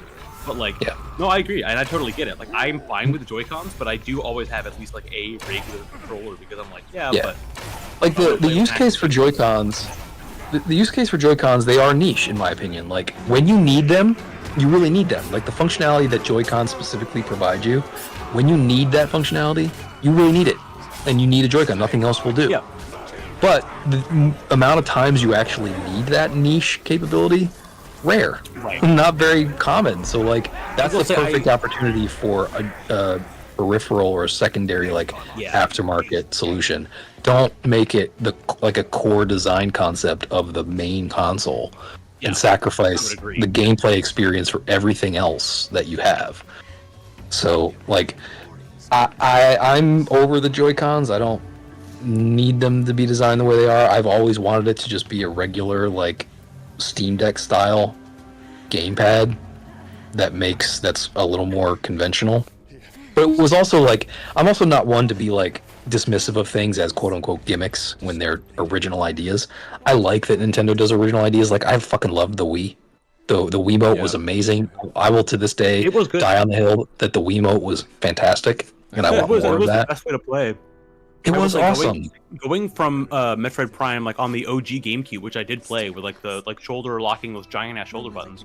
Yeah. The Wiimote felt so much more I natural. would love to play. Nintendo to take on meta, the VR meta stuff. Yeah. Because nothing 'cause else they're- beats that price they're- point right now. Their user interface would be better than Meta's would be. They probably wouldn't have as good graphics. That's the only thing that they wouldn't compete on, right? But I mean, So, like, whatever. That's probably it. Yeah, exactly. Whatever. They've But, proven like, time and the again that Wiimote- graphics do not make or break anything, really. I know we say this on the channel a lot, and I think we all agree on this. People shit on Skyward Sword all the time, and I think Yeah. that's deeply unfair because I I think it was an amazing game, and I think the Wiimote was fun to play that game on. Yeah, I think they could have asked more of their players, but I also understand, like, hey, this is the very first time we've ever done this. Yes, I the mean, intro. I People think- shit on Skyward Sword because of the intro, and I agree with that. It takes Yeah. forever. But Twilight Princess has the same problem. Mhm. Like, Yeah. there's 2 generations For of as much, for whatever you tout Zelda for for- Twilight yeah. Princess, yeah, you kind of have to do the same for Skyward 100%. Sword. 100%. Yeah. As time goes on, I do like I probably wouldn't have the time for it now, but like remember the time when it came out and people were really disappointed. I was like, yeah, that makes sense. Like it seemed like it's really like handholdy, but I was like, as time goes on, you guys talk about it. I was like, it does kind of make sense though. Like watching people needs play to. it now, I'm like, it doesn't seem. Yeah, in some ways you do. Like it had the one-to-one baked in from the beginning versus like Twilight And Princess. to be fair, the control scheme that they were using was wacky. Like, it was different, So I'm willing to forgive them those sins. And again, once you learn the systems and get past the initial intros, the gameplay is fucking fantastic. The Wiimote works great on those games. The Wiimote worked fantastic. Playing through my first playthrough of Twilight Princess on the Wii with the Wiimote was revelatory. It was so much fun. It was bow really felt good. great. Bow was super Yeah, it fun. did. It was just great. Yeah, like Bo the was great aiming with was that. so awesome. Like people, I will die on that hill. The Wiimote was fantastic, especially when they came out with Wiimote Plus and it was even more accurate. Like it was just terrific. I kind of Yes, there was a lot of shitty shovelware, but like, yeah. Or perish. so anyway, like I'm down for these like revolutionary stuff. I'm not one who thinks that stuff is gimmicks. I do kind of think at this point Joy-Cons are a little bit gimmicky. I don't think we need them. I think we can move on from the Joy-Con idea, but that's me. I think the Still problem is like motion amazing controls have system. gotten better outside. Like the Wiimote was so Yeah. revolutionary because it had motion controls, Correct. but it had Yeah. that specific shape to be accessible, which was great, and it still Yeah. is. But I kind of agree because I was like I like using Joy-Cons and I play the Prime Remaster on Switch 1 only because like I really enjoyed it on the Wii for the trilogy. And like it still works great for that because it's like okay, I have two separate controls. One is my movement, one is like me actually aiming with the right hand controller. That's I mean that's what it was designed for, right? Yeah, it's like it feels right, it fits. But I feel like like even now, like playing Breath of the Wild with the Pro controller and being able to aim, I was like, oh, it actually does kind of feel natural to use the bow with like a one-piece controller instead of the two separate. Because it's not like I actually have to like use my other hand to pull it back. It's more of just like. No, like that's the thing. People like like you can get used to. People were super dumb about it. Like they thought like B, we are chugging along. Hey, Anna. Is asking how we doing without her. We're muddling through. We're managing. We're mostly talking about Switch, Switch 2. Yeah, the pros and cons. The pros and Joy-Cons. I knew it was coming. I knew it. So Switch 2. Long story short, I really love the Switch 2. It's got some quirks and foibles about it, but I'm down for Switch 2 for sure. I mean, honestly, for a Nintendo console gives release, me nourishment. That's pretty good though, because like having some quirks. I mean, it's not the same type of quirks. It's Nintendo. Nintendo always has quirks. It's not the quirks that we have, but it is still quirks. But I mean, if it means having like, I like the Switch for what it is. I don't play it very often, much anymore. I mean, it really depends. So I say that I'm replaying Earthbound right now on the NSO, but like, I don't play it that often. But like, I'm never really, besides the performance stuff here and there on some games, I really have no problem with it. It's actually a really good mobile platform, and I still am like, yeah, it's a great. I will say it is very possibly my second favorite console of all time. Second only. Super Nintendo? Yeah, Super Nintendo, and that's obviously I'm biased to that one. That's total nostalgia right there. Experience. Yeah, although I do think that the game library there has more like hits per game than maybe any other console. Like the quality of games you get on the SNES may be better than any other console ever. But it's totally fair that SNES for me, I'm biased for that. The Switch, just as what you're getting, the value out of the Switch, what you can do with it, how much gameplay I've gotten out of it, the games that came out on it, it's very possibly just the best console I've ever had, and I will love it to death forever for that reason. I think the Switch 2 just takes that and fixes almost all the problems you will have had with it, and continues that amazing library, which, by the way, don't forget, the Switch came with the great library from the Wii U. People forget that the Wii U had an amazing game library. There were awesome games that came out on Wii U. I'm so sorry that it didn't do so well. Me too. I mean, that game was fucking It walked so the Switch could fly. It did, and like so, the Switch came with a lot of great Wii U library, and now the Switch 2 comes with the Wii U library and the Switch library, and it plays it all better than any of it did before, and all of it's immediately backwards compatible. And you get the NSO, which I know people don't like the business model, and I get it, and I understand, but like it's there if you want it. Yeah, that's actually the thing that I like the most is like, a lot of those games I could emulate now. I will say I'm playing Earthbound at a convenience. I'm just like, well, I just want to be able to play it on the go. The fact that we're not losing. I'm doing the same thing with Donkey Kong. Right, because imagine a launch, and this totally could have happened, where they were like, oh, Switch 2 is a different operating system, and it's a totally different thing, so like we are going to add all those things, but it's not going to happen outside a year like one. Yeah. They'd be like, okay, well, that kind of sucks because now like you have the same issue that you'd have with other console releases where like PlayStation's always had this, to whatever their fault might be, which is you have a new console, well great. There's like 5 games out maybe total within the first like 2 or 3 months. And the problem is like unless it's like, a very specific era like the 360, you're not able to play a lot of the games you have on the previous. Not mean to jump down that way. Oh shit! I didn't even spit it back out. That sucks because then you're just kind of stuck with this. Like, well, you're playing like the one game it comes with, or the 2 games that will be out. And you're like, well, shit! I guess I gotta wait like half a year for something else to come out. Yeah, that's the thing. Like, I feel like Switch 2 would be a really shitty launch if all it was Mario Kart World. But for me, at least, it isn't that. That's not all it is. For me, there is a lot other content there that I've been wanting to play that I can now have a reason to go back to. And fortunately for me, also, there's just an absence of other games that I want to play. There's like, there's nothing else that's coming out right now. Do I actually want to play? Yeah, Like, fair. oh, speaking of which, one of the games I was really excited for, they finally did another expansion for No Rest for the Wicked. Oh, did they do that? I was thinking about that They game the other did. day. They did. Unfortunately for me, and no one else has to agree with me on this, but I'm totally out on that game. Oh, really? Yeah, Out. sadly. You were touting it. Not too Yeah, I long know. ago. I know. happened? I'm out on the studio. Really? Oh, What no, happened? what did Yeah. they do? So, like, here's the thing. I'm not even out on the studio as a whole. Like, most of the devs, I'm sure, are fine. But their CEO, I've had it. Enough Really? already.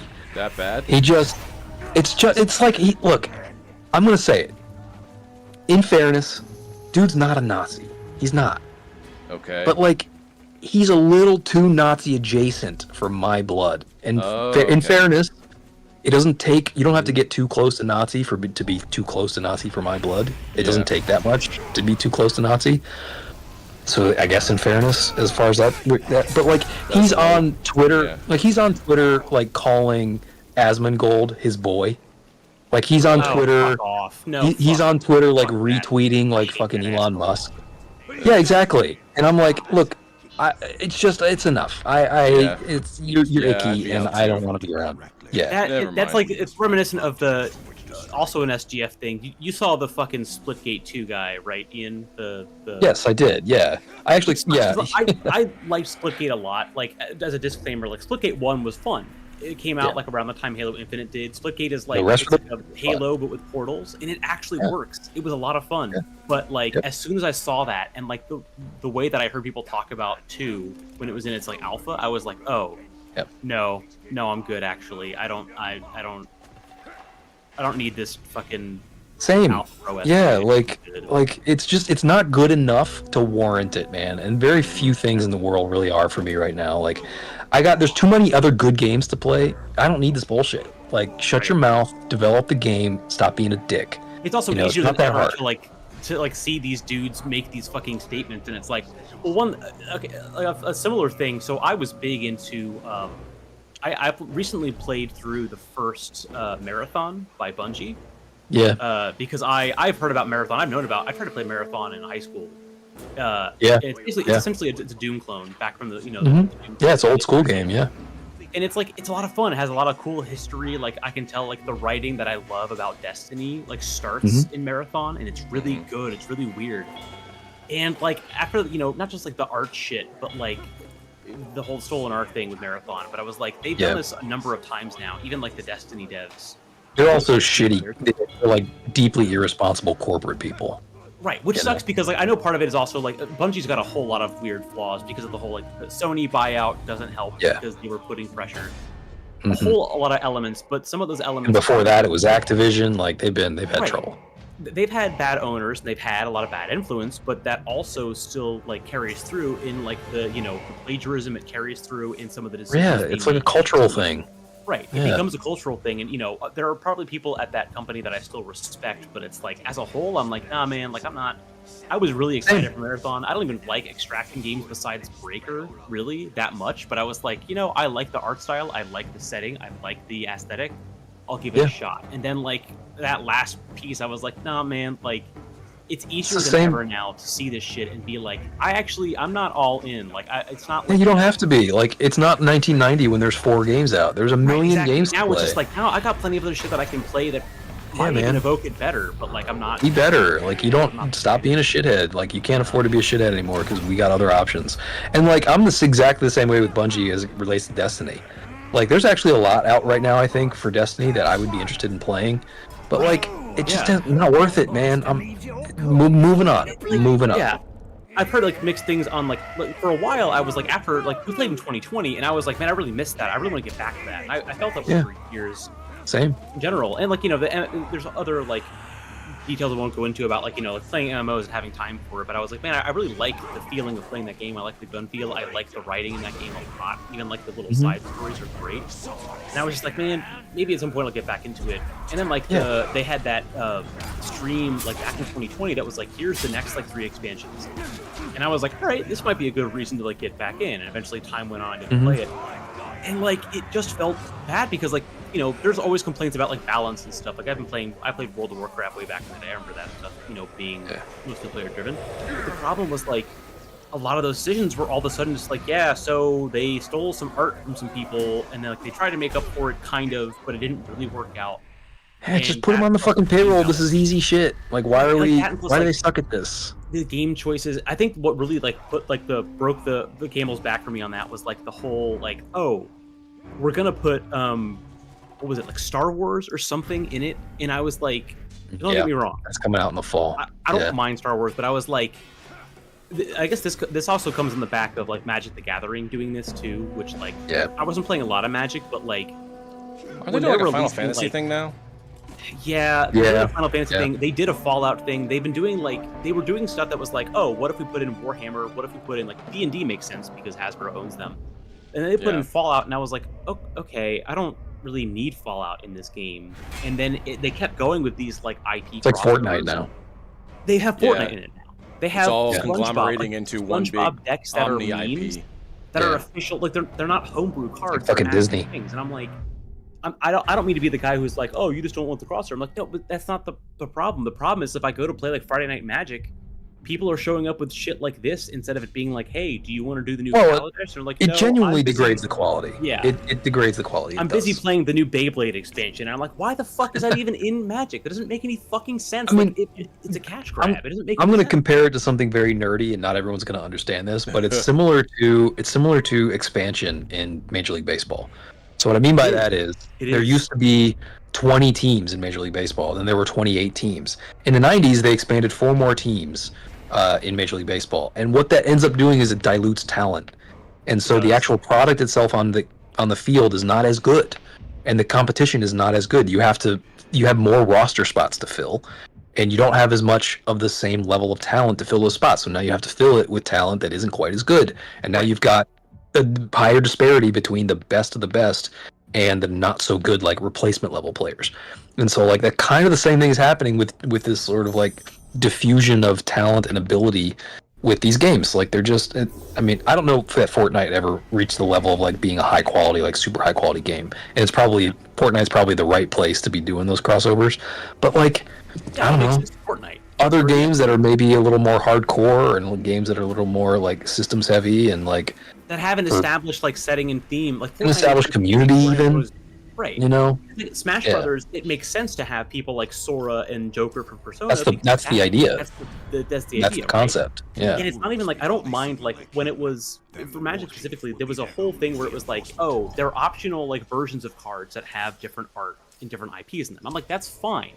But then stuff like Final Fantasy and like the SpongeBob stuff, like making it to where it's like they're not even really promoting their own story or their own aesthetic anymore. It's like, we're gonna do The Last of Us next, and then we're gonna do this, and I'm like, okay, but like I like your original stuff. Can you, like, if Destiny started doing more shit where it was like, hey, we're gonna be like Dead by Daylight and have a lot of other things. Well, it's like putting Blade Runner cards in fucking Gwent.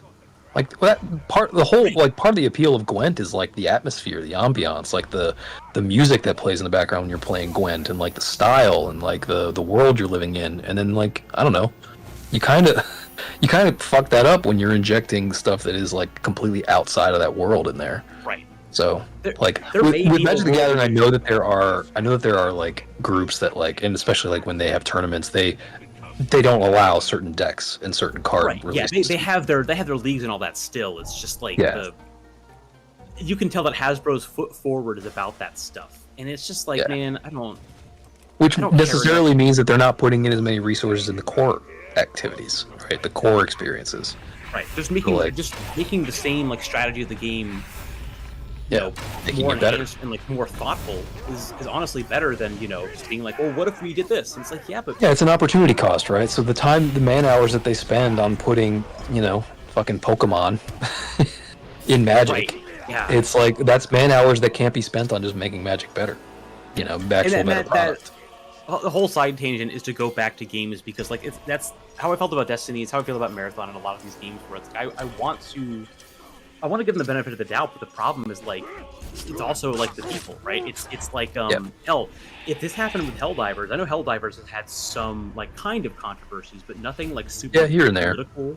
yet. I'm not knocking. Their responses to them have usually been pretty good too. Like they've been they've had responsive. missteps, but they've had a lot of good responses, and I'm like, okay, that's showing growth. That's why I still play the games. Why I appreciate it. But like if the I also whatever like the new guy came out and was like, yeah, well, it doesn't even have to be something as egregious as like adding crypto. It can be something as simple now as like, well, we put in this new pack and it's kind of representative of how like nothing is allowed anymore. And I'd be like, what do you mean by that? Like what?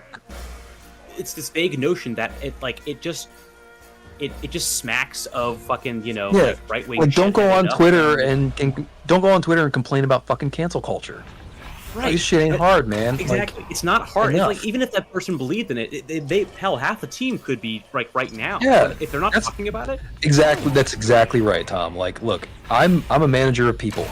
One thing I don't ever talk about at work, even though I have my own real beliefs in politics, I don't fucking talk about politics at work because that's inappropriate as a leader of people in a company. Right. I'm not going to fish it out of you, but at the same time, it's like if because there's that big conservative thinking, right? Is like there's so many people who say stuff like, well, we're not even allowed to talk about it anymore. I was like, you weren't supposed to fucking talk about it at work in the first goddamn place. Correct. And you exactly. say that all the time was you. Those and then people also, by the way, like, oh well, you shouldn't, and it's like 100%. Okay, well, like it's not 100%. Yeah. But also, by the way, like don't do Nazi salutes. Also, you know what I mean? Like, yeah, it's really simple shit. There's the subtle stuff, and then there's the really make yes great again. It's so fucking simple. Like, what do you think people are gonna read from that? Like, come on. The other thing about that dog. too is like when he says like, "Oh, I'm tired of playing Call of Duty every year," and it's like, yeah, see, that would have been a funny thing to say 7 years ago. Yes. Nowadays, correct. like whether or not you like indie games or more independent games, there's plenty of great FPS games out there. Cruelty Squad is fucking awesome, but it's not. And here's the other thing. I haven't heard a lot of people say this, and maybe people disagree with me here, but my feeling too is that especially in the video game industry, where frankly a lot of this nonsense started with fucking Gamergate. It did. 100%. The video game industry needs to be better at this shit. We need to be better than anybody else because we started up like in 2014. A lot of this fucking manosphere, misogynistic, racist bullshit. Well, that and shit like was leaked out to like the like 100% everywhere else. Yeah, it's that incel culture that was like started in gaming world and has now permeated into so many other areas of culture and now has become normalized. Yeah. It's like, what the fuck are we doing? We have a greater responsibility now in the video game world to say no to that shit. Like, don't be doing fucking MAGA slogans on your hat at fucking SGF. What are you doing? Like, you know nothing about video games. It feels like a grifter thing. I mean, like, some people really believe in this stuff and some people are in for the money. But the weird thing is, like, when I saw, like, the Splitgate guy, like, come out on stage and he had that hat on, and he was starting to say stuff like, I like Titanfall 3, and I was like, okay, fair. Great. But, you know, when he's saying shit that's like, I don't want to play Call of Duty every year. And my first thought was, like, for a second, I was like, yeah, okay. And then I was like, but there's plenty of other shooters. They're just it's like, then don't. Games. Yeah, it's like, then don't. Games. It's not that hard. I don't. Why do you gotta like, shit on Assassin's people? Creed is very similar every year, most years. Yeah. But even then, when I say that, I do see stuff in those games where I'm like, oh, that's an innovative subsystem. Yeah. Why are we shitting on stuff? Right. Like, it's like I'm not like, oh, it's more the same thing. Like, if we're gonna shit on stuff, let's shit on shitty CEOs that fire people for no reason. Let's shit on Elon Musk for being a douchebag. Let's shit on racist on Twitter. It's like there are things to shit on. That's not one of them. Right. It's not a cool marketing ploy to be like, oh, I'm tired of this one trend in games. And it's like, well, what you think you're doing is this big revolutionary step, but it's not. Also, save that stuff for shit like, like actual political movements. Don't be like, I'm tired of all these roguelike deck builders. We're going to make a real one that has tits and ass in it. And I'd be like, well, no one's asking for that. And two, there's no problem with those games. It's just a trend you don't like. Yeah, exactly. Like, I'm never going to play Baldur's Gate 3. That's not for me. But when we were talking about Game of the Year in 2024? I guess it was. Was it 2024? I think it was 24. God, I hope so. 2023, maybe. It might have been 2023 because it was Tears of the Kingdom the same year. No, I think you're right. I think it was. Yeah. But like, I'm never gonna play Baldur's Gate 3. I wanted Tears of the Kingdom to be like the game that everyone was playing. I'm a stan for Tears of the Kingdom. Yeah, but like, we had to talk about Game of the Year at the time, and I remember saying at the time, Baldur's Gate 3 deserves it. Like, it's not a game I'm gonna play. I did too. I played a good amount of it. like I haven't like finished it. I don't know if I ever planned to, but I was like, no, I get why. I was like, it's a Yeah. very innovative, like 100%. it's polished. It has everything that makes constitutes a game of the year. There's been plenty of game of the year winners that I haven't played. I never played Witcher 3, but I totally believe that back then, it deserved. And Call of Duty's the same way. Like, Call of Duty gets bad rap, and like I'll never play Call of Duty because I'm like there are things about it that I will not will never appeal to me. I don't care for them either. Yeah. But like, I get why people play it. It's fine to play it. Go play it. And to your point, like if you don't want to play it every year, then don't. It's really that easy. Like you just don't have to play it. You don't have to shit on it or shit on other people who do play it. Yeah. Bite Size says, "It's me. I'm the one asking for more tits and ass." Well, that's like on like you can do All that in good. games. Like there's a different. Someone was talking about X Blades the other day, and man, that fucking brought me back to that era of like, just like I don't know. It's a whole. It's like gooning over here. Yeah, basically, literally, like the Gooner game fucking trend. Yeah. But the thing that just always strikes me as odd, especially like the Kingdom Come Deliverance guy and like all the other guys who are like. Yeah. Probably don't have bad ideas for some of these games. The problem is that they always they politicize it ahead of time because they think they're making this huge statement about like things used to be good and now we need to go back. And that always this is part of the weird like white power kind of shit. And I'm like, why do you like? It's not helping you or your game. And if you actually believe in helping the industry, help the industry in ways that is relevant to the industry. Don't say shit like make the shit great again or whatever. Yeah, like you got to be more responsible with the shit that you're saying. Like, not everything that's in your brain needs to come out of your mouth. Like, especially like racist shit. Like, get the fuck out of here. To pop it off, because I know we've been talking about it for a while, but like, if someone actually believes in this big trend, this big statement that needs to happen, just do the research and don't like try to make this political statement that's all like smoke and mirrors and blowing like hot air up your own ass, because it doesn't make any sense. Like, if you're actually like. There's a huge problem in games like accessibility, 100%, very easily identifiable. There's a lot of easy ways to prove that with a lot of very real-world examples. When you say stuff like, there's too many roguelikes, what we need to do is go back to like single-player games that are ultra-violent and have lots of naked women. Then fucking make one, or go play Doom. There's a bunch of them. Like, there are options, like, more than ever. Talk about it. Like, when you go and do these live presentations, I'm like, that doesn't make me want to play that any. Yeah, like who are you talking to? Right. Like you're just trying to like. Themselves are fine. It's literally the moment that you try to like make it as this whole like things are bad and I'm gonna make them good with this shithead attitude. I'm like, no. Yeah, don't you guys all agree with me how bad this shit is? And like, let's capitalize on anger. And it's like, man, I have is nothing wrong with games that are hyper gory or violent, or games that are literally just like like sex games. I have no problem with this game. Because those games aren't going on stage and being like, we got people in our audience who are down for that shit, and that is cool.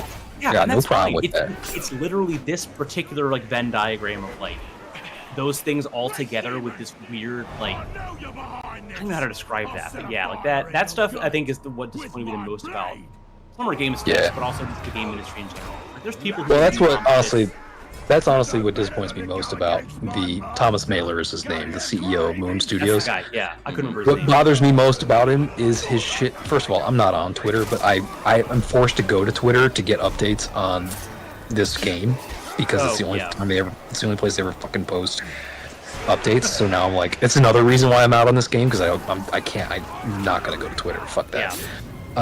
So like, but he's just spends all of his time shitting on everybody else in the industry and like how he's the only person who has the answer to AAA gaming. Oh, and, he's got Phil Fish syndrome hard. Is what it sounds like. He does. And at the same time, he's doing it through this lens of Asmongold and like Rogan life and like, just go away. Enough. Your game is not. There is no game that's good enough for me to put up with that nonsense.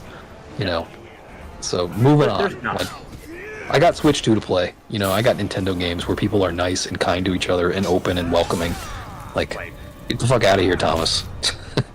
And that's the thing. It's like even like I'm very much into games. Like I'll play like weird games that are like, hey, me and like, well, there's a whole solo dev trend which I don't like just because it's a lot of like misappropriation. Pretty sure I wasn't supposed to kill that guy. More like 17 people, not one. But like I like games that are made by all the way up to like the biggest studios, all the way down to like literally the guy that made LOTR. I'll play everything in between. I don't mind that stuff. I have no problem with that stuff.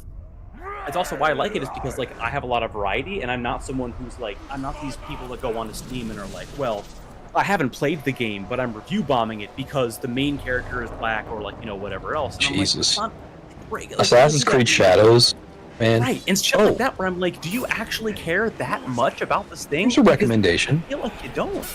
I have a recommendation, because this actually is very pertinent to the discussion we're having now. But have you ever heard of Fightin' Cowboy? I have, yes. I have heard of Fightin' Cowboy, yeah. So he's a YouTuber. He's primarily a Souls-like YouTuber. So he's very famous for playing through all of the Souls games. He's an OG Souls guy, and he's a really damn good gamer, and like he's good at all the Souls games, and he runs through all of them. He does walkthroughs for really good walkthroughs actually for Souls-likes. And he's like this kind of like beefy white dude, like super white, and like his name is Fightin' Cowboy, and like he's on streams like doing vaping and shit. But like so like if you were to judge him by the cover, by his cover, you would think he's like this like deeply MAGA pilled kind of guy. When he was playing through Assassin's Creed Shadows, he had to give a response video after like the first stream that he did. I think I saw the clip of where someone said something. I don't remember what it was. Yeah. And so I actually recommend people go in and find this video that he put out because as it turns out, he's actually a really dope dude. Like he's really cool. Like he's with it. Like he gets this shit, and he's explaining in this video to all of like incel manosphere culture, all of this like neo-Nazi bullshit that's happening in his chat, why they're all dumbasses and why they need to get with the fucking program. And like it's really smart commentary that was coming from him that I was not expecting.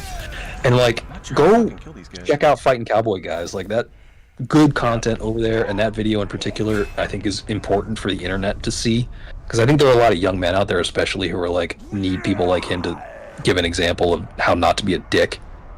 So like don't be getting in people's comments when they're playing Assassin's Creed Shadows complaining that the main character of this game is a fucking black guy. Right. It's like historically accurate black guy. Right. Also, if you're streaming the game, you can't be like, well, this game was made by whoever. I'd be like, buddy, I'm playing the game. I didn't fucking make it. And even then, like, but that still goes back to the whole, like, I could say, like, well, just don't talk to me about it. But I'm also like, well, just don't say it in general, because, like, all you're doing is review bombing for the sake of being like, well, it has this, it's making a statement. And I'm like, they're making a video game. It's art, bud. Every piece of art is designed to make a statement. It's the whole purpose of art. The games that you want to play are the ones that are literally making those statements on purpose. You're the one who wants a game that has a political like agenda. Like that's the fucking problem. You're looking and by the way, in your video game and playing it. And I'll just add parenthetically, like little boys on the internet, black people and women and non-white people who aren't like you, they're allowed to exist. Believe it or not. And they're allowed to be happy and successful. Like this travesty, They're allowed to be the heroes of the stories. Yeah, they're allowed to be the heroes of stories, just like human beings are. Like, it's not just about you, dog. Like, move on. Actually, grow up.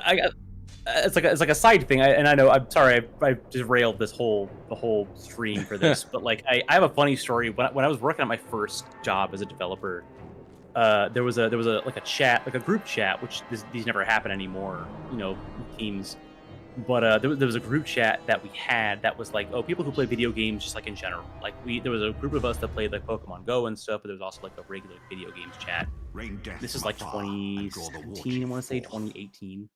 There was a whole group chat about like video games, and you had like your kind of like the Steam review bomb kind of guys who were like, well, technical problems with games where they're like, well, it doesn't run exactly at 120 FPS, and like, I only run the best of the best. And I'm like, okay, that's fair. I know you people. I've seen you comment on shit on Steam and being like, well, this one game has this one problem where it had one microtransaction that was aesthetic only, so I hated it. I'm like, okay, fair. There was a guy there. I forget, we were talking about like.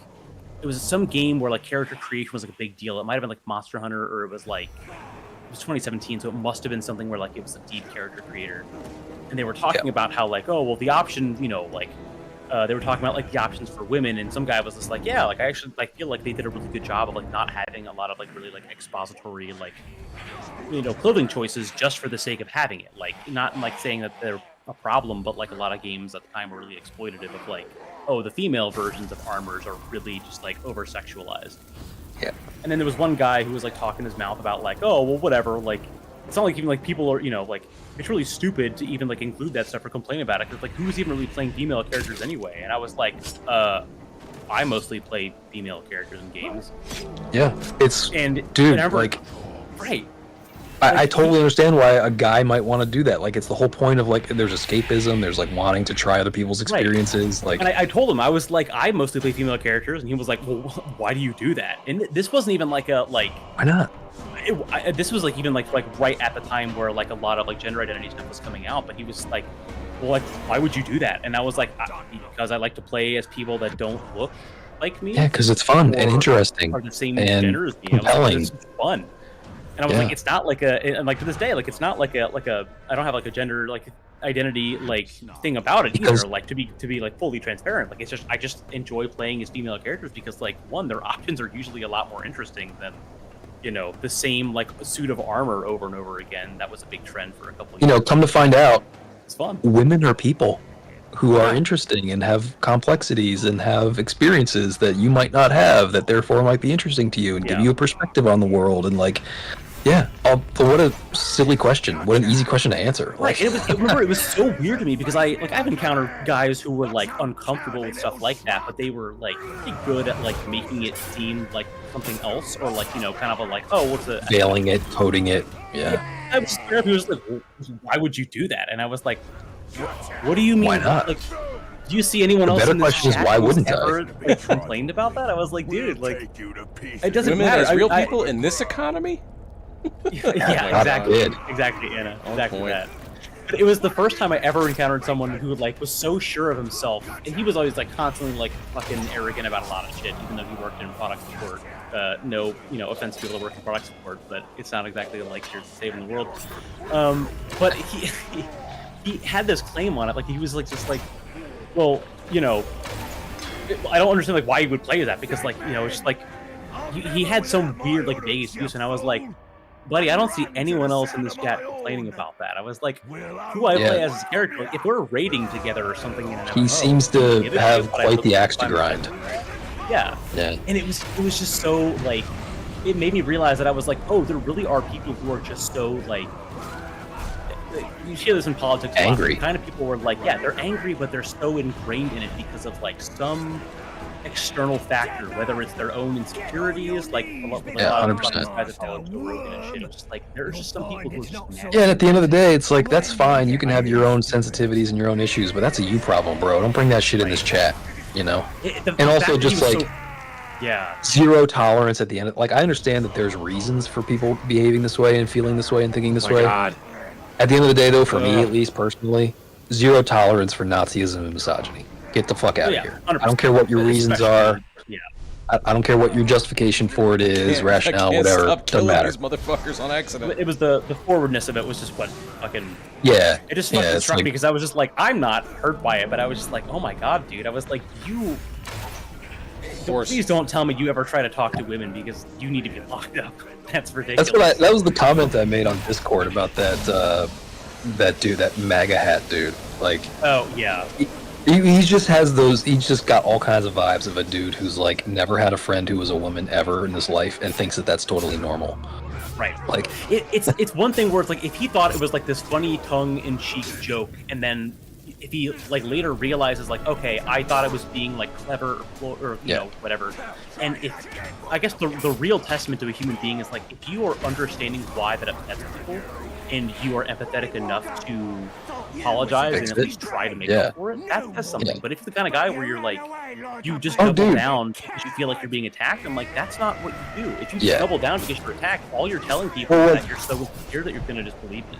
What made me think that like my initial thought about this guy like never having a female friend was like clearly he thought that this was going to go over well. Because the only audience he thinks of is the type of people with whom it would go over well, which is a bunch of young dudes. The preparation shows what you think the audience is. That, I think, is the biggest problem. And people are so afraid of, everyone's afraid of taking a bad swing. But, like, dude, when you lean that hard into it, and then later on you're like, no, I'm not going to apologize. It's like, are you not apologizing because you actually believe in this shit? Or are you not apologizing? Exactly. Like, which of these two people do you want to be? Do you just want to be a dick, or do you want to be an actual, like, evil person? Which, like, choose? because both of them suck. Yeah. You could just do better and apologize and fix And it. a lot of that, I feel like Jeez. we've talked about it a bunch of times on stream, but I feel like it dominates so much. Of, the people who feel so entitled about games usually end up being one-on-one with the people. Like, games are worse now because they're worse, and I'm like, that's not. Yeah, it's like, Jesus Christ, man, get the hell out of here. I mean, look, and people are talking about how like this gender identity stuff is like new and like we got to stop this terrible movement. It's like, dog, Mass Effect had this shit years and years ago. Yeah, exactly. Like, this is not people new. Love that. People were like, oh, it's totally fine. I was like, yeah, and like parenthetically, also there's nothing wrong with it, but it's also not new. You know what I mean? Like, it also, by the way, trans people is not new. It's the hot topic now. The age of man, since the dawn of man. Like, yeah, exactly. They have existed as real all this whole war people. Against, what is it? The war against like drag queens and whatever. Like, do you not remember Mrs. Doubtfire? The whole premise of that, like, cross-dressing has been around since clothes were invented, basically. Plus, that's a social construct anyway. Like, anyone can actually wear whatever they want anyway. Yeah, and it's like, shit ain't new. It's not a revolution. It's not. They're not threatening you. They're not coming for your family. It's just what you've decided to buy into in today's hottest outrage topic. Yeah, it's like, we want to be mad, so we're gonna be mad about this, and we're gonna not. And it's like the worst. It's like the most insidious thing. It's like, let's be mean and bully and take advantage of the people who have the least amount of power. It smells very much like whichever dog breed is like the most like fearsome and scary right now. Like pit bulls are like a very scary. That's dog the one we're breed, gonna shit on. They're banned in countries and whatever. I'm like, the little rascals, like their fucking dog was a fucking pit bull. Yeah, like, it was a pit bull. And that used to be the nanny like dog, basically. Marketing and narrative, man. People are like selling shit. It's just cyclical. It's whatever's convenient. It's none of it's real. None of it's actually based on anything. Gets them the outcome that they want. It's something to be mad at. I remember I said this quote a while ago. I don't remember what the context was, but I was like, it's not to compare people to dogs, but like the cyclical nature and the convenient nature of like picking out a target and making it the worst. I respect dogs way more than I respect most people. Yeah. Like, to me, it rings true of the whole, like, I said this about, like, I think Republicans or something a while ago, where I was like, they just want a boogeyman to be mad at or to be afraid of because they are afraid in general. And if they don't have some token thing that they can blame for their problems or their fears, they're going to find something. And it's the same way with these guys who are just like, well, I'm socially inept, my sense of humor is really outdated and really offensive, but I don't want to change because it's who I am. And what do you mean work on myself? So this is why I burn it down around me that I actually invest in myself. This is why I'm like, there's always this conversation in the video game industry, especially about like, should we play Hogwarts Legacy? No. And it's like, fuck, you need to play that. It's like the only reason you're gonna play it is if you are okay with, if you're gonna like hand wave J.K. Rowling's behavior.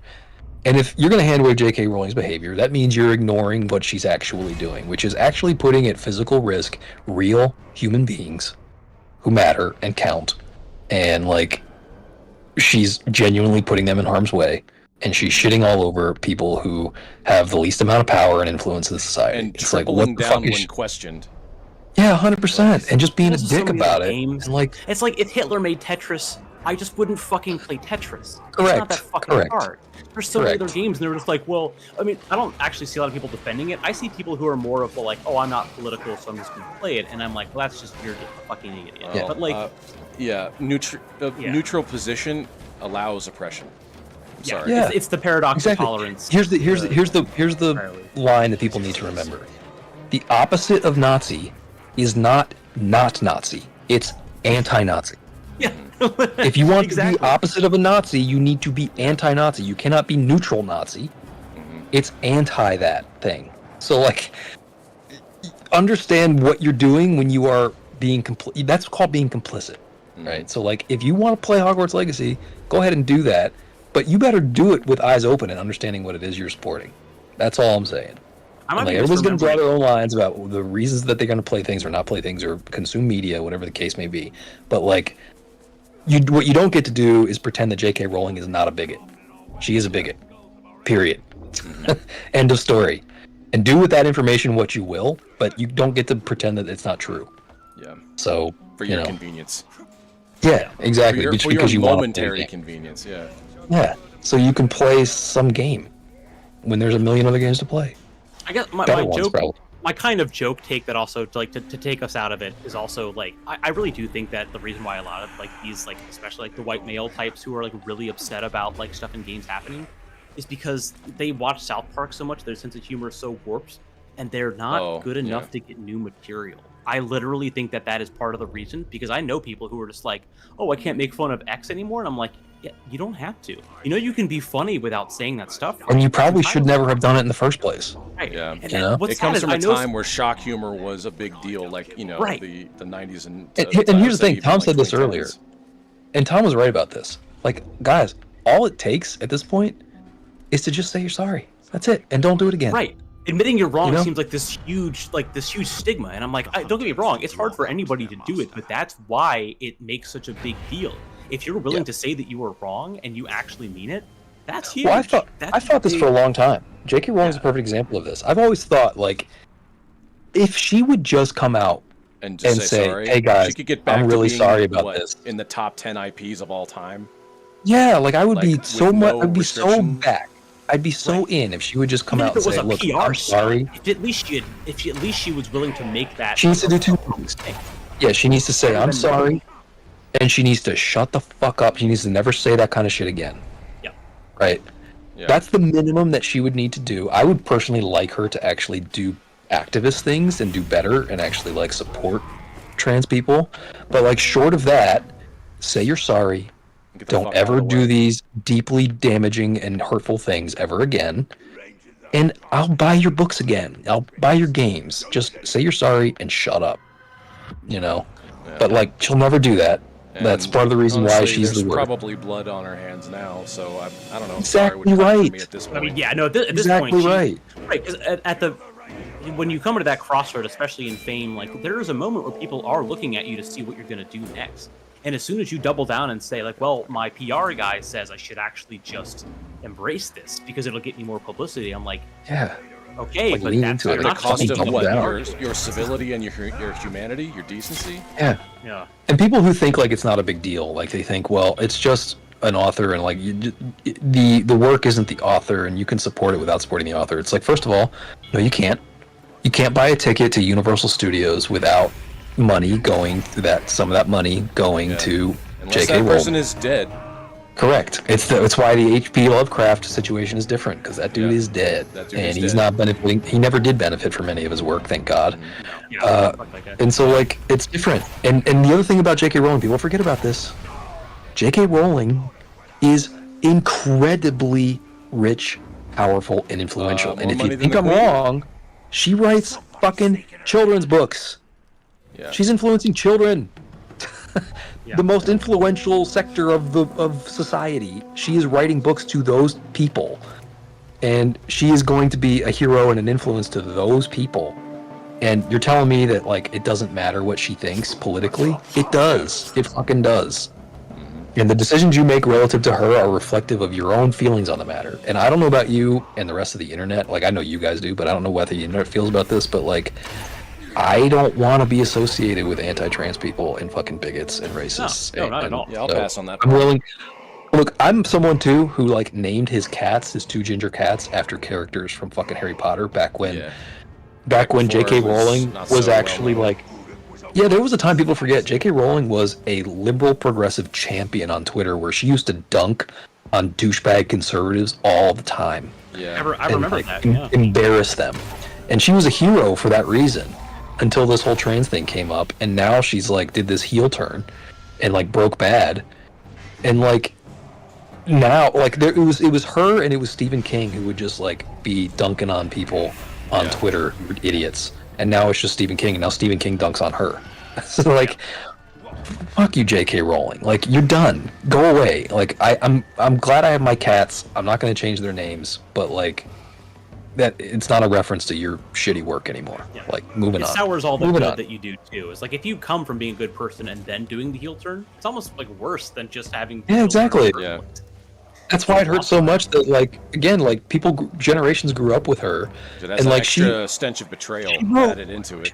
Exactly, because she wrote Gandalf gay. She said Gandalf was gay. Dumbledore gay. Oh, sorry, yeah, Dumbledore, yeah. Obviously. She wrote Dumbledore gay. And she did it, she came out and said that herself. And then she does, to your point, she does this heel turn that was so unexpected, and part of the reason why it was so hurtful is because, like, she made all the motions, she gave all the signals that she was, like, a decent human. And, like, turns out, nope, we were wrong. We were all fooled. We were all grifted. So, you know. But, like I said, I mentioned my cats because it's like, I'm someone who was in deep on Harry Potter. And I gave it up because it's not worth it. Like, people can give up the game. You know, they can move on to other things. There's a lot of good stuff out there written by a lot of good people. And you don't have to, like, wear it forever. You know? Yeah. Yeah. You also don't need IPs to become people's identities. I've learned that. Yeah. Correct. I guess I've learned that in a number of ways over the past, like, my entire 100%. lifetime. But, like, I It's like the same thing, like, but as time goes you on, can't idolize. It's like you can't make, you know, George Washington your greatest hero. Like, George Washington owned slaves. Like, that's not what it's like. A lot of bad shit. Yeah, like, it's not. It can't be your identity, man. Like, can't work that way. You gotta have your own. You gotta be willing to walk away. But from my this heritage, shit. though. Yeah. You gotta be willing to walk away. It's that line from Heat, like, never be so attached to something that you can't walk away from it in 30 seconds if you feel the heat around the corner. Like, it's kind of the same principle. Like, if it's IP that you didn't create or someone that you love didn't create, like, you gotta be able to walk away from it. You can't be that built, you know, it can't be that built into your soul. You gotta have your own identity. That's my MO the past couple of years, honestly. It's really just been like, at any point, something that you love or someone that you look up to can disappoint you, and not for the sake of being skeptical, but for the sake of being like, just understand what they do wrong so that you know where They're humans. better forward. Yeah, it's like, assume that, like, anything can, like, turn sour instantly, but Yeah. if you can understand why it happened or how to be better about it going forward, like, Well, that's right. bigger Exactly. Like, very few people are mensches that are just gonna be, like, spiritually perfect all the time. Oh, damn, Yeah, that sucks. like, I'm not going to mention anyone now because I know as soon as I say it, this is going to date us by however many years it is. Oh yeah, for sure. The moment you pick somebody, they're gonna let you down.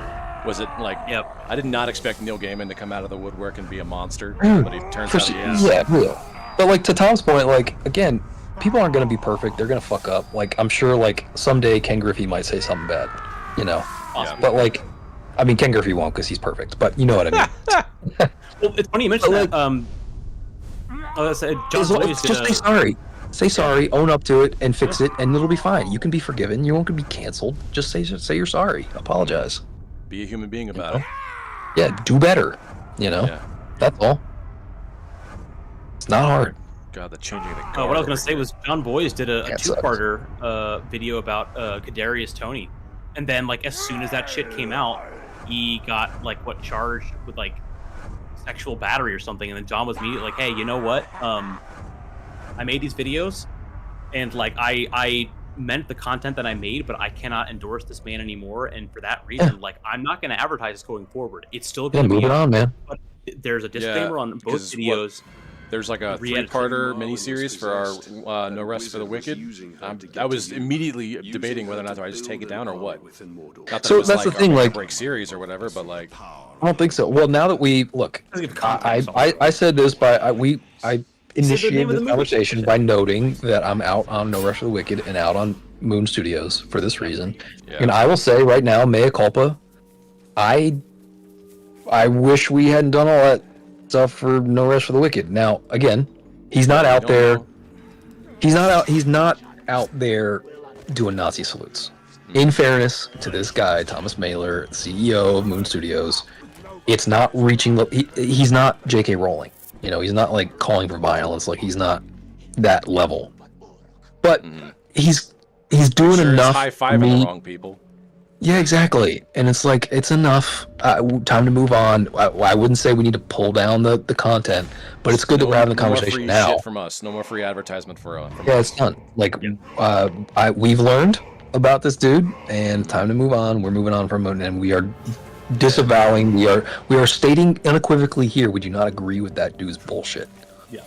So we can put like a disclaimer in like the description and shit if we want to. I mean, it honestly just kind of depends on like what it is that we want to do or how things evolve with that guy going forward. But like that's the thing, right? Is like even the intention of doing that, I think, means a lot more than just being like, no, we're gonna double down because like we really like the game. Like that's you're really gonna make that statement over that? Yeah. The game's not good enough. There is no game that's good enough to be like, I'll play it anyway. Yeah. I called it out earlier, but he also did just say there could only be one Lord of the Rings, so I just want to say that they did the thing where they say the name of the movie. They sure did. They called it out. I pointed out, or else it doesn't count. Didn't Gandalf say that exact line? Yeah, he does not share power. He does not share power, yeah. When he's about to, or when he was fighting Saruman, they're having their force push wizard duel. Yeah, force push wizard duel. Well, anyway, it's hard to derail most of the stream for that, but also I feel like that is still pretty good stuff to talk about. I think it's important. Yeah, I mean, I brought it up, to be fair. And, well, I guess it is also thematically appropriate with, like, you know, the shitty stuff that did happen at SGF just in general. It was like, it wasn't like a total, like, travesty. It's exactly what I expect for, you know, the Summer Achilles, but I was just like, all right. If they're really still trying to push this shit in video games, I don't know why this is and similarly, like, back to my earlier point, like, I just don't think there's enough of these conversations happening in the video game media space, and not like we are, like, in the video game media space, really, but, like, we're here playing video games on the internet. Yeah. And there are people who watch the streams and watch the VODs afterwards, and it's like, people need to get this message, man. Somebody needs to be saying the right shit, because too much of this foulness is out there in the ether right now, and too much of it is hand-waved by the rest of the video game industry. Oh, like, there are good actors out there. Like, here's a good example. A good actor that you can trust, as far as I can tell. Kind of Funny Games. Greg Miller. Kind of Funny is good, yeah. Independent games media because they used to have Colin Moriarty on that show, on that channel. Yeah. Like, avoid Colin Moriarty and Sacred Symbols. That shit, no good. If you want to find, like, Nazi commentary in people's chat, go to Colin Moriarty and Sacred Symbols. But that's the reason why Kind of Funny ditched him, because, like, they did not align, you know, philosophically together. And Kind of Funny is, like, super positive. While we're doing, like, the shoutouts, I will say, like, Remap Radio is still my only, like, if I had to listen to one podcast, and I don't listen to very many, I would listen to Remap Radio because it was Waypoint, which started with Austin Walker, who is one of my favorite writers of all time. Very, like, pro, like, people helping people and, like, just generally accepting. A lot of independent games media out there is really good. Aftermath is good. Remap Radio, 404. Absolutely. Giant Bomb, who also now owns Giant Bomb, fucking Min-Max. Like, Giant Bomb's great. Love everybody at Giant Bomb. Check them out if you want. Min-Max is great. Yeah, Min-Max. Min-Max is also good. I think Janet Garcia. Yep. Who was also at Kind of Funny for a while. Yeah, that's right. Yeah. Yep. Yeah. So yeah, there are good outlets out there that, like, have the right idea, and I think there needs to be more of that in video games specifically, because, again, people forget that a lot of this shit originated in video game culture, and we need to fix that. We need to do better collectively as a group of people who have a hobby, a shared hobby that we love. Like, we gotta not tolerate that, like, incel manosphere hate-filled. The passivity is part of it. Exactly. Yeah. No more passivity. Gotta call it out. Not good enough. We can do better. This is a very, like, childlike kind of hobby that we all share here. But it doesn't mean we gotta, like, all be little children about it all the time. Like, we can deal with real issues from time to time and, like, call it out. So, good on those outlets. There are good outlets to find. Go avail yourself of their services, because they got good stuff going, and they are right-minded in the video game industry. They are not the hate-filled people where all this stuff came from. So, they do exist. 100%. Yeah. Well, plus, if you want good game recs, they play a lot of good and interesting stuff across. Yeah, for sure. Good stuff. Well, I guess on that, now that we've said pretty much our piece to getting on the right side of history and on some sort of a list, I'm sure. When you know, they're gonna come for us for sure. I mean, they're doing it. Don't think they're sooner not. rather than later. They are going to come for us. That is not. I was not saying that tongue in cheek. That is 100%. That is absolutely a thing. So yeah. Anyway, I have now brainwashed. Ironically, I have now brainwashed all of the war chiefs with my palm-sized propaganda. Grave You walker, got all baby. 5? Really? Yeah, got them all. Shit. They're now. Yep, they're So no now more war all then, glowy right? You faces. solved war. Dude, you're getting close to the end now. Yeah. Shit. So I will resume the storyline missions when we come back. In the meantime, I guess I got some other missions I can do. I'm gonna try and get the last bit of all the collectibles, do all the side missions. Yeah, you got a bunch of stuff. I got like 2, maybe 3 more unlockables to do in my upgrades. I think. Yeah, you haven't fully upgraded the sword yet. Yeah, so I got that to do still. Otherwise, I think we're almost done, guys. This might be a 5, maybe 6-parter. Yeah, and the question will be: we always ask this question. Now it's probably the right time to ask it now for the first time. What's next? Is it the second of this? Is it a different game completely? What are you thinking? I just had an update on my Steam list, my wish list, that both the first and second Neos were on. The first one was going off for like $7-8 bucks. Fuck. And the second one was going off for like $20. I might have to try the first one. I feel like I'm dipping into like the first game of all these different series, like Fallen Order, Shadow of Mordor, like all these first level games, and then I'll have to circle back around and do the sequels for all the other ones. Lies of P is I am so down. Yeah. Plus, I haven't it's in a Neo in a while. Yeah, I wouldn't mind looking at it. I know a thing or two about some yokais. That'd be kind of fun to check out. The Neo 3 just got announced. Did it really? Oh shit! It and did, then also, yeah. I'm thinking my brain is just jazzed the fact that we're getting another Onimusha. That's what the first thing I meant to talk about during the stream before Ian got here. I was going to say, have you seen the new trailer? Because it looks really good. It looks good, it looks man. Like proper Onimusha. It looks like proper Onimusha too. They got the same vibe. I think Samanosuke is back in it. I think. Could be. I mean, he's got. Well, if you look at the end of Dawn of Dreams, there's like he's still kicking around. It doesn't look like himself anymore, but you know. I mean, I didn't mind him in Demon Siege. I love Demon Siege, actually. Have you ever seen the opening scene for Demon Siege, Onimusha 3? No. That should win awards for being a 2003. Oh, that's the one with the French guy as your partner. Yeah, with Jean Reno. Yeah. Okay. Not his voice, but his likeness. And I think he did like some tiny bit of voice acting for that part. I think he did like his French speaking. Like the opening lines when he's French speaking, but then his English voice actor is different. Oh, Donnie Yen directed the fight sequences in that cutscene. Yeah, holy shit. The choreography like that it should be a feature film. That's a short film. That's a short like movie, in my opinion. Shit. Of the opening of Onimusha 3 Demon Siege is one of the best game openers ever. I was thrilled when that came out. Huh? It's like absolutely yes. So when that comes out, I will be playing that shit. That was like my very first PlayStation 2 game. Like it was simultaneously Onimusha, Devil May Cry 1, and Zone of the Enders 1, or all three simultaneously. Like my first foray into the PlayStation. Oh yeah. Well, they got that, and they got Resident Evil Requiem announced too. So they got a lot going on over there. I'm sure Cameron will be super excited about that. Probably anyway. All right. Anyway, enough of our yammering on, I suppose. We'll call it here. We'll catch you hopefully next Wednesday with maybe the finale. I don't know, but if not, probably the time after that. And then from there on out, we'll have to figure out for sure which game we want to go with next. But talk about it next stream too. A bunch of options, as usual. So, anyways, we'll catch y'all next time. Bye, everyone. Later.